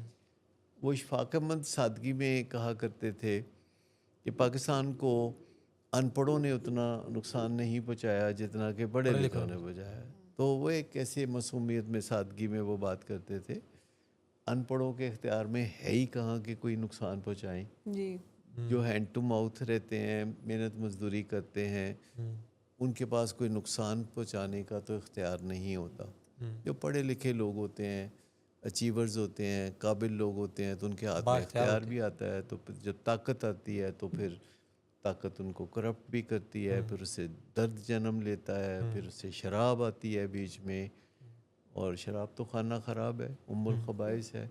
تو یہاں یہ صورتحال جو ہے یہ بھی آسان صورتحال ہے ایکچولی. جی اس عمر میں یہ جو اولڈ ایج کے ایڈکٹس یا الکوہلکس ہوتے ہیں، جنہوں نے لمبے عرصے تک ایک اچھی زندگی گزارنے کے بعد ریٹائرمنٹ کی ایج کے قریب پہنچتے ہوئے یہ گل کھلائے ہوتے ہیں، تو وہ اپنی اولاد کے قابو میں جلدی آ جاتے ہیں اگر محبت سے اولاد قابو کرے، لاجک سے سمجھ کے بات. اور یہ نہ سمجھے کہ یہ خوش ہیں. مطلب اگر ایک باپ گرتا پڑتا نظر آتا ہے تو یہ کہنا کہ ابا جی خوش ہیں، یہ ان کی چوائس ہے. یہ مجھے ایسے ہی یاد آیا کہ وہ ایک پروگرام ہوتا تھا پنجابی کا پروگرام، نظام دین کے نام سے، وہ ریڈیو پاکستان لاہور سے ہوتا تھا. تو وہ بڑی مزیدار باتیں کیا کرتے تھے نظام دین. تو وہ نظام دین بات کر رہے تھے کہ وہ کچھ سیلاب آیا ہوا تھا ان دنوں میں، اور دریا بہت چڑھے ہوئے تھے اور لوگوں کا بڑا نقصان ہو رہا تھا. تو وہ لوگوں کا حوصلہ بڑھانے کے لیے کہہ رہے تھے کہ میں دیکھ رہا تھا کہ ایک بندہ جو ہے اپنے ساز و سامان سمیت دریا میں وہ بہتا ہوا جا رہا تھا، لیکن میں نے غور کیا اس کا حوصلہ بڑا بلند تھا. یہ آج کل بھی جو انڈیا پاکستان میں یہ جو ماحول بنا ہوا ہے، تو لوگ بڑے خوشی سے میمز بنا رہے ہیں اور بہت کچھ ایسا کر رہے ہیں جو کہ جہالت کے زمرے میں آتا ہے. جنگ و جدل کی باتیں چاہے گھر میں دو لوگ کر رہے ہوں یا دو ہمسایہ ممالک کر رہے ہوں، یہ جہالت کی باتیں ہیں. اور انڈیا کے جو وزیر اعظم ہیں، جی وہ آپ ان کو دیکھ لیں تو آپ کو کچھ مطلب سوچنے کی ضرورت نہیں ہوگی کہ ان کی سوچ کا لیول کہاں ہے. ان کی بیک گراؤنڈ بھی بڑی پسماندہ سی ہے، کوئی تعلیم نہیں ہے. انڈیا میں اگر کوئی خوبی تھی کہ سیکولرزم کا کچھ تھوڑا پرسیپشن تھا تو وہ بھی گیا. اور جو یہ کہانیاں وہ گھڑتے ہیں کہ کوئی بھی حادثہ ہو جائے تو 5 منٹ میں پاکستان پہ مدعا ڈال دو. تو امریکہ یا چائنا یا دنیا کے جو ترقی یافتہ ممالک ہیں ان کو پتہ ہوتا ہے کہ سچ کیا ہے اور جھوٹ کیا ہے. اور امریکہ اور کینیڈا پچھلے کچھ عرصے سے کافی شکی ہے کہ انڈیا جو ہے وہ سچ پہ نہیں چلتا. وہ پہلے یہ کوئی واقعہ پاکستان کے اوپر لگا دیتے ہیں، پھر سوشل میڈیا پہ طوفان کھڑا کر دیتے ہیں. ظاہر ہے ان کی پاپولیشن کا ان کو فائدہ ہے، ایک جنگ کی ہائپ کریٹ ہو جاتی ہے. ہائپ کریٹ ہو جاتی ہے. اس کے بعد جناب وہ دھمکیاں دینا شروع کر دیتے کہ ہم نے جنگ لڑنی ہے. پھر وہ جنگ کوئی نہیں لڑتے کیونکہ ان کو پتہ ہے کہ پاکستان بھی ایک ایٹمی طاقت ہے. تو وہ جنگ کوئی نہیں لڑتے. پھر اگلے سال ایک فلم بنا کے بڑاس نکال لیتے ہیں، پلستر کر دیتے ہیں کہ وہ واقعہ ویسے صحیح تھا. تو صحیح کوئی نہیں تھا. یہ چیزیں جو ہیں یہ انڈیا کو سوچنا پڑے گا کہ دنیا ان پہ ہنس رہی ہے، اور پاکستان نے اس سچویشن کو بہت اچھے طریقے سے ہینڈل کیا. انہوں نے کہا جی آپ تحقیقات کرا لیجئے، آپ دنیا کے 2-4 ممالک کے ہاتھوں تحقیقات کرا لیجئے. اس سے کوئی آسان بات تو نہیں کہ امریکہ، کینیڈا، چائنا یا انگلینڈ مل کے تحقیقات کر لیں. تو ایسی کون سی بات ہے کہ جس کا آج تک پتہ نہیں چل سکتا؟ تو اتنی باتیں جو کرنی ہیں تو آپ تحقیقات کرا لیں، آپ یونائٹڈ نیشن سے تحقیقات کرا لیں. لیکن انہوں نے آج تک ایسا کرنا مناسب نہیں سمجھا، اور وہ ایک فضول پروپیگنڈا کر کے تو اپنے دل کو مطمئن کرتے رہتے ہیں. انڈیا ایک کافی بڑا ملک ہے جس کی بہت بڑی پاپولیشن ہے، جس میں غربت پاکستان سے کئی گنا زیادہ ہے. وہاں کے عوام بعض اوقات اس قدر بری حالت میں رہتے ہیں کہ اگر ہم پاکستان میں دیکھیں جو کہ بذات خود ایک ترقی پذیر ملک ہے، لیکن پاکستان میں حالات پھر بھی انڈیا سے بہتر ہیں. پاکستان کے لوگوں کی سوچ بھی انڈیا سے کافی بہتر ہے، اور ہم آہستہ آہستہ اور بہتری کی طرف جا رہے ہیں. لیکن انڈیا پسماندگی کی طرف جا رہا ہے کیونکہ وہ جھوٹ کے اوپر یہ ساری عمارت تعمیر کرتا ہے. تو یہ جو ہمارا معاملہ ہے جس میں یہ ایک افسر ہیں، انہوں نے ایک افسرانہ شان کے ساتھ زندگی گزاری ہے، بچے چاہیں تو رسپیکٹ کو بیچ میں رکھ لیں، جی محبت کو ایک ٹاپنگ کی شکل میں اوپر رکھ لیں، اور پھر آپ بڑے پیار سے بات کر سکتے ہیں کہ ہم آپ کو اس طرح دنیا سے جاتے نہیں دیکھنا چاہتے۔ دنیا میں بہت بڑے بڑے لوگ جو ہیں وہ نشے کی بیماری کا شکار ہوئے کیونکہ انہوں نے اپنا زندگی کا مرحلہ نہیں دیکھا، اپنی انرجی کو بڑھانے کے لیے نشے کیے۔ بڑے بڑے سائنسدان، بڑے بڑے نامور لوگ، بڑے بڑے سیاستدان جو ہیں بہت برے طریقے سے انہوں نے اپنے آخری دن گزارے۔ تو سائنس اب جو ہے ہر چیز کو ایکسپلور کرتی ہے، ایویڈنس بیسڈ بناتی ہے۔ بڑھتی ہوئی عمر کے ساتھ جو آپ کو چیلنجز کا سامنا ہوتا ہے تو آپ اپنی انرجی کو سوچ سمجھ کے استعمال کرتے ہیں، آپ اپنے لیے فرصت کے لمحات نکالتے ہیں۔ ہر روز کوئی نہ کوئی وقت ہونا چاہیے جب آپ کو لگے کہ میں کیا کروں۔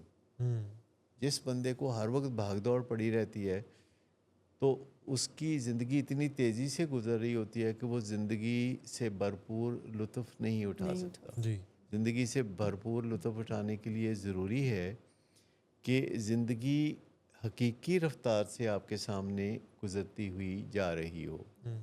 جو تیزی سے گزرتی ہوئی زندگی ہے تو وہ آپ سمجھ نہیں سکتے۔ تو زندگی میں جو ہری سکنس ہے، جو یہ تیزی پیدا کرتی ہے، اور بڑھاپے میں کوئی مقصد نہ رہنا، تنہائی ہونا، آپ کو پتہ ہے بڑھاپے میں دوست بھی دنیا سے جا چکے ہوتے ہیں، کزن بھی دنیا سے جا چکے ہوتے ہیں، والدین بھی والدین تو جا ہی چکے ہوتے ہیں، اور اولاد جو ہے وہ اپنے بچوں میں مصروف ہوتی ہے، اپنے مشن میں لگی ہوتی ہے، تو ملازموں کے ساتھ صرف انٹریکشن باقی رہ جاتا ہے ایسے بزرگوں کا۔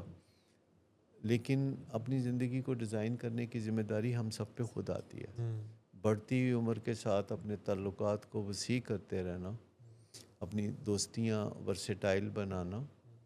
اگر آپ کے ہم عمر لوگ نہیں ہیں تو آپ ینگر لوگوں سے دوستی بنا لیں، آپ کو نوجوانی کی توانائی محسوس ہوگی، آپ کو نئے رنگ ملیں گے، آپ کو نئی باتیں سننے کو ملیں گی۔ یہ بچے جو ہوتے ہیں یہ ہمارا تازہ ایڈیشن ہوتے ہیں، جی ان میں ہم سے کچھ بہتری بھی ہوتی ہے تو ہمیں یہ بھی دیکھنا چاہیے۔ تو یہاں بھی صورتحال وہ ان کے ایک دوست کے بیچ میں روشنی ہے کہ وہ آ کے ان کو ملتے ہیں، جی تو ان کو کپتان بنائیں، ایسے 2-3 دوست اور اکٹھے کریں، بچے شامل ہوں۔ ہر کیس میں ایک کپتان کی ضرورت ہے۔ کپتان کی تو ضرورت ہے، لیکن کپتان سمجھدار نہ ہو تو پھر مشکل ہو خرابی جاتی ہوتی ہے، خرابی ہو جاتی کپتان کا سمجھدار ہونا بھی ضروری ہے۔ ہے۔ جی بالکل یہ بات ہے۔ تو ابھی آپ کہہ رہے تھے کہ ہم سب کی جو زندگی ہے اس کو ڈیزائن کرنے کی ذمہ داری ہم پہ ہے۔ تو رخسانہ اصغر صاحبہ نے کمنٹ کیا، I keep listening your clips from years but was not following weekly basis, from today ان شاء اللہ آئی ول۔ جیسے کہ ہم نے کہا کہ آپ وہ کہہ رہے تھے کہ 6 ماہ تک جو اس کو ریگولر دیکھے تو وہ اپنی زندگی کو بدل سکتا ہے۔ تو انہوں نے یہ اعادہ کیا کہ یہ کریں گی۔ اور جو کمنٹس آ رہے ہیں وہ اتنے زبردست۔ مسعود خالد صاحب نے پوچھا کہ کیا آپ آن لائن اوورسیز کسٹمرس کے لیے سروسز پرووائڈ کرتے ہیں؟ تو ولنگ ود آفیشیل سے آپ کو رپلائی جو آیا نمبر، آپ اس پہ رابطہ کر سکتے ہیں۔ لوگ جو ہیں وہ بڑا کینلی اس پروگرام کو دیکھتے ہیں، سنتے ہیں، بلکہ سوال بھی بشرا کمل صاحبہ نے کیا ہوا ہے کہ ADHD کے کسی 11 سالہ بچے کو کس طرح سے ڈیل کیا جائے، اس کے اوپر بھی ہم بات کریں گے، اور آپ بھی رابطہ کر سکتے ہیں گیون نمبر کے اوپر۔ تو یہ پروگرام جو ہے جیسے ڈاکٹر صاحب نے کہا کہ اگر آپ ریگولر دیکھیں، نہ صرف اپنے پیاروں کی جس کے ساتھ کوئی مسئلہ ہے، اور کہیں نہ کچھ مسئلہ ہم سب کے ساتھ ہی ہوتا ہے، کیونکہ کوئی ہم سارے لوگ جو ہیں وہ انسان ہیں، ہمارے ایموشنز بھی ہیں، ہم کیمیکل بینگز ہیں، ہم سوشل بینگز ہیں۔ تو مسائل آ سکتے ہیں، مسائل کے اوپر جس لیول کے اوپر مسئلہ آئے اس کے اوپر تو حل نہیں ہوتا، تو اپنے نالج کا، انفارمیشن کا لیول بڑھانا ہوتا ہے، اور وہ بڑھانے کا جو بہترین ذریعہ ہے مسائل کے حوالے سے وہ یو آسک فار اٹ ہے، جو کہ ڈیلی 7 سے لے کر 9 بجے تک ہوتا ہے۔ کوئی ناغہ نہیں، کوئی وقفہ نہیں، کوئی چھٹی نہیں۔ تو منڈے سے لے کر سنڈے تک آپ 7 سے لے کر 9 بجے تک یو آسک فار اٹ دیکھتے ہیں۔ لاہور، کراچی، اسلام آباد سے اپنا اور اپنے پیاروں کا بہت سارا خیال رکھیے۔ اللہ حامی و ناصر۔